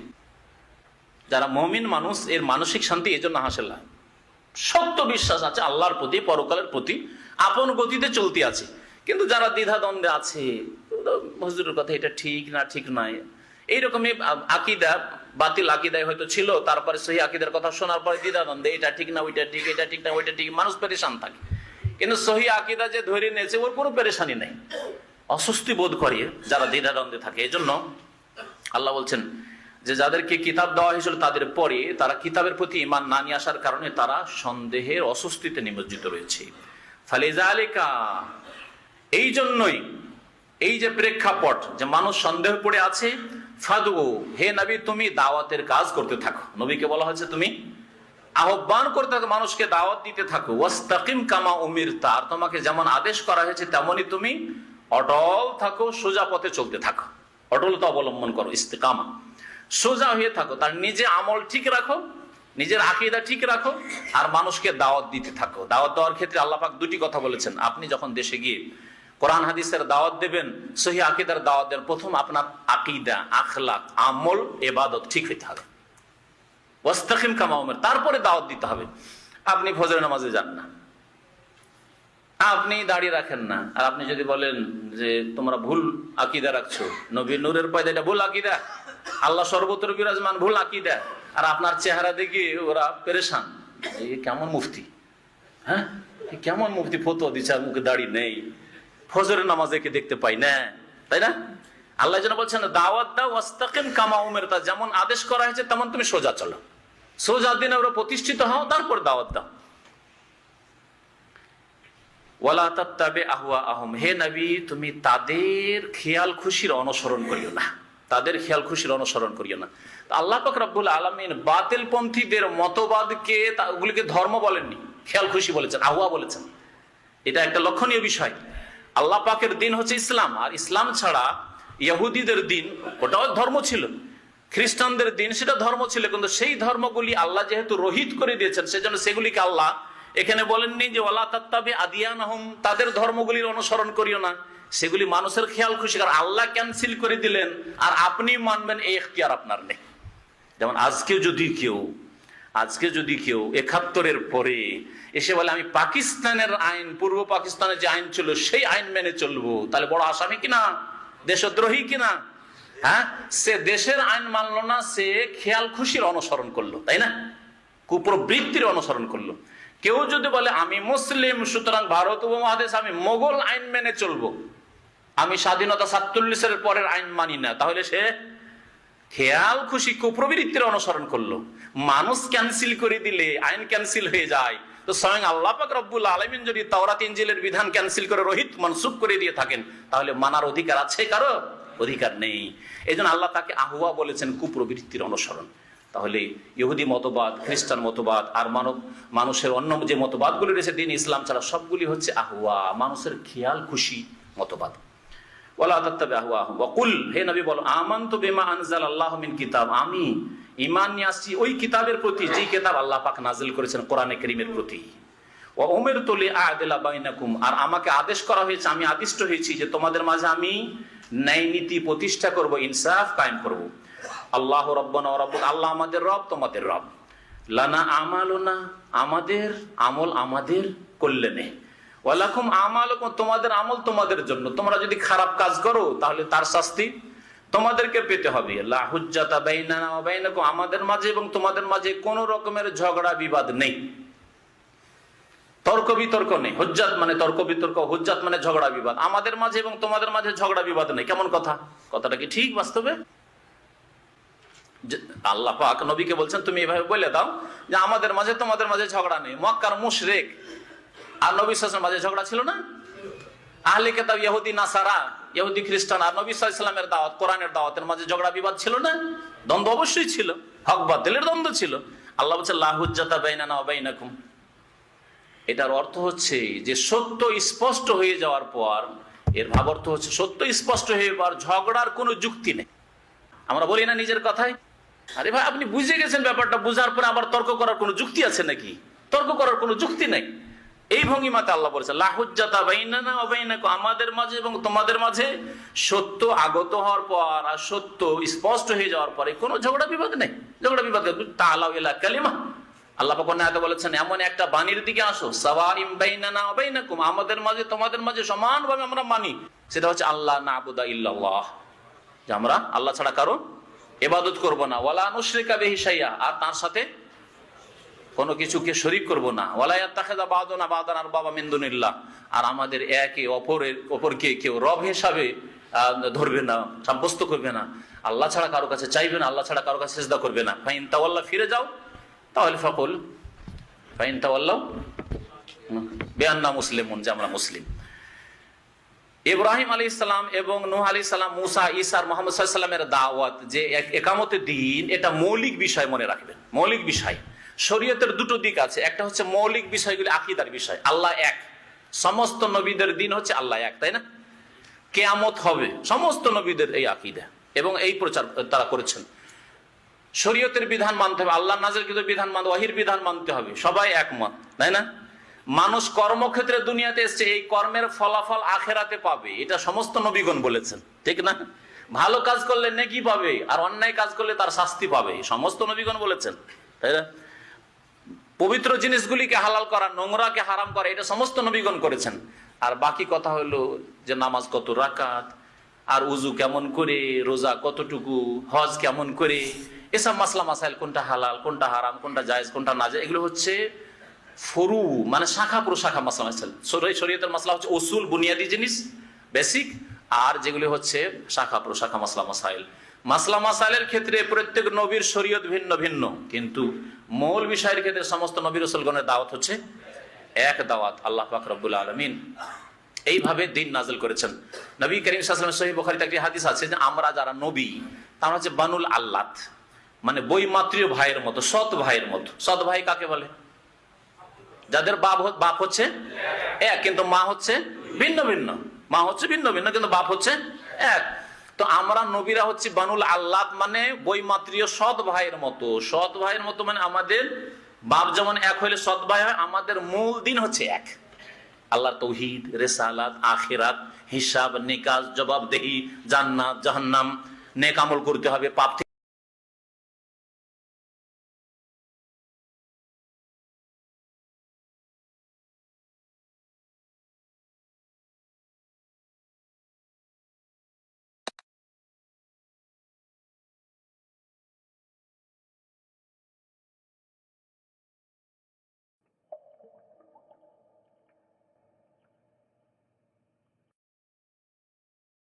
সমস্ত নবী রাসূলগণের দাওয়াত হচ্ছে এক দাওয়াত। আল্লাহ পাক রব্বুল আলামিন এইভাবে দিন নাযিল করেছেন। নবী করিম সাল্লাল্লাহু আলাইহি ওয়াসাল্লাম সহিহ বুখারীতে একটি হাদিস আছে যে আমরা যারা নবী, তারা হচ্ছে বানুল আল্লাত, মানে বৈমাত্রীয় ভাইয়ের মতো, সৎ ভাইয়ের মতো। সৎ ভাই কাকে বলে? যাদের বাপ হচ্ছে এক কিন্তু মা হচ্ছে ভিন্ন ভিন্ন, মা হচ্ছে ভিন্ন ভিন্ন কিন্তু বাপ হচ্ছে এক। তো আমরা নবীরা হচ্ছে বানুল আল্লাত, মানে বৈমাত্রীয় সৎ ভাইয়ের মতো। সৎ ভাইয়ের মতো মানে আমাদের বাপ যেমন এক হইলে সৎ ভাই হয়, আমাদের মূল দিন হচ্ছে এক। আল্লাহর তৌহিদ, রিসালাত, আখিরাত, হিসাব, নিকাশ, জবাবদেহি, জান্নাত, জাহান্নাম, নেক আমল করতে হবে, পাপ থেকে বেঁচে থাকতে হবে, এই সমস্ত মৌলিক বিষয়গুলি সবই এক। উম্মাহাতুম শাত্তা, মা আলাদা আলাদা, মানে শরীয়তের খুঁটিনাটি মাসলা মাসাইলগুলি আলাদা আলাদা। লিকুল্লিন জাআলনা মিনকুম শিরআতাম ওয়া মিনহাজ, আল্লাহ কোরআনে একটি আয়াতে বলেছেন প্রত্যেক উম্মতের জন্য আমি আলাদা আলাদা পথ তৈরি করেছি, শিরা শরীয়ত এবং মিনহাজ রাস্তা আমি তৈরি করেছি। শেষ পথ যেটি, সেটা হচ্ছে নবী করিম সাল্লাল্লাহু আলাইহি ওয়াসাল্লাম নিয়ে আসা পথ, আর সেই পথকে আল্লাহ কিয়ামত পর্যন্ত বহাল রেখেছেন, বাকিগুলিকে আল্লাহ পাক রহিত করে দিয়েছেন। এখানেই শেষ করে দিচ্ছি। আল্লাহ পাক বলছেন লা হুজ্জাতা বাইনানা ওয়া বাইনাকুম, আমাদের মাঝে তোমাদের মাঝে কোনো ঝগড়া নেই, মানে ঝগড়ার কোনো যুক্তি নেই, কারণ হক স্পষ্ট হয়ে গেছে। এটা একটা অর্থ। আর একটা অর্থ, কেউ কেউ বলেছেন যে এই সূরা সূরা যেহেতু মক্কায় নাযিল হয়েছে, আর মক্কায় সংগ্রাম করা, জিহাদ করা নিষেধ ছিল। মক্কায় সুমাইয়াকে মেরে ফেলে দিচ্ছে আবু জাহল, ইয়াসিরকে মেরে ফেলে দিচ্ছে, বেলালের উপরে জুলুম চলছে, আম্মার উপরে জুলুম চলছে, তারপরেও কিছুই বলা যাবে না কাফেরদেরকে। এটাই ছিল না হুকুম, কিছু বলবে না, ধৈর্য ধারণ করো, ধৈর্য ধারণ করো, ধৈর্য ধারণ করো, ব্যাস। আত্মঘাতী হামলা করে মারতে পারা যেত না? মারা যেত, কিন্তু নিষেধ ছিল। রাতের অন্ধকারে আবু জাহালকে মারা কোনো মুশকিল ছিল, কিন্তু আবু জাহালকে রাতের অন্ধকারে মারলে বাকি সবগুলিকে তারপরের দিন সকালে শেষ করে দিত মুসলিমদেরকে তারা। এই জন্য আল্লাহ পাক তার হিকমতে নিষেধ করেছিলেন যে খবরদার মক্কার এই দুর্বল জিন্দেগিতে তোমরা ধৈর্য ধারণ করো, ধৈর্য ধারণ করো, মরে যাচ্ছ ধৈর্য ধারণ করো, কষ্ট পাচ্ছ ধৈর্য ধারণ করো, মার খাচ্ছ ধৈর্য ধারণ করো। আল্লাহ বলছেন এখানে তাহলে মক্কি জীবনের বিধান, লা হুজ্জাতা বাইনানা ওয়া বাইনাকুম, দেখো আমাদের মাঝে তোমাদের মাঝে ঝগড়া নেই, তোমরা যেমন করবে তেমন করো, বলে দিলাম, বললাম, মানো মানো, না হয় না মানো, ঝগড়া করবো না। এটা অর্থ হইতে পারে লা হুজ্জাতা বাইনানা ওয়া বাইনাকুম। কিন্তু মদিনায় আসার পরে যখন জিহাদের হুকুম নাযিল হলো, তখন আর এই আয়াতকে এই ওলামারা যারা বলেছেন যেগুলো মক্কি আয়াত, এগুলোকে মানসুখ বলছেন এই আয়াতগুলোকে। তার মানে এই বিধান আর নেই যে না হক বাতিলের লড়াই, না, হক বাতিলের লড়াই আছে। মুসলিম যখন শক্তিশালী হবে তখন হককে তাদের শক্তি দিয়ে প্রতিষ্ঠা করার চেষ্টা করবে, আর মুসলিম জাতি যদি দুর্বল হয় তখন মক্কি জীবনের মতো ওই রকমই ধৈর্য ধারণ করবে, এবং যতটুকু আল্লাহ তৌফিক দিয়েছেন, মুখে যদি বলতে পারেন তো হক কথা বলবেন, আর মুখেও বলতে পারছেন না তো অন্যায়কে অন্তর থেকে ঘৃণা করে প্রতিবাদ জানাবেন। জানাই তো আছে এই তিনটি স্তরের কথা। বল প্রয়োগ করে অন্যায়কে নির্মূল করা, তা যদি সম্ভব না হয়, যেটা শাসকদের কাজ, হ্যাঁ, বা শক্তিশালী হওয়ার কাজ, তা যদি সম্ভব না হয় তাহলে কথার দ্বারা অন্যায়কে নির্মূল করা। তাও যদি কথাও বলতে পারছেন না, রাস্তাঘাটে বা আপনার বস বড় বড় নেতারা সিগারেট খাচ্ছে, আপনি যদি বলেন হাজা হারাম, হারাম, পাসপোর্টটা নিয়ে এসে এক্সিট লাগিয়ে আপনার হাতে ধরে দিন, আপনি মুখেও বলতে পারছেন না, তাহলে কি করবেন? অন্তর থেকে ঘৃণা করে অন্যায়ের প্রতিবাদ করতে হবে। ওয়াযালিকা আযাফুল ঈমান, এটা হচ্ছে সর্বনিম্ন ঈমান, এটা হচ্ছে সর্বনিম্ন ঈমান। তো মক্কি জিন্দেগি এবং মদিনার জিন্দেগি থেকে আমাদের শিক্ষা নেওয়ার বিষয় রয়েছে। নবীর সিরাত থেকে আমাদেরকে শিক্ষা নিতে হবে। আল্লাহ বলছেন আল্লাহ ইয়াজমাউ বাইনানা ওয়া বাইনাকুম, নবী করিম সাল্লাল্লাহু আলাইহি ওয়াসাল্লামকে আল্লাহ বলতে বলছেন যে বলে দাও যে আল্লাহ আমাদের মাঝে, আল্লাহ পাক আমাদেরকে জমা করবেন, একত্রিত করবেন কিয়ামতের মাঠে, ওয়া ইলাইহিল মাসির, এবং তার কাছে প্রত্যাবর্তন হবে, ফিরে যেতে হবে। ওয়া সাল্লাল্লাহু আলা নবিয়িনা মুহাম্মদ ওয়া আলা আলিহি ওয়া সাহবিহি আজমাইন। সুবহান রাব্বিকা রাব্বিল ইজ্জাতি আম্মা ইয়াসিফুন।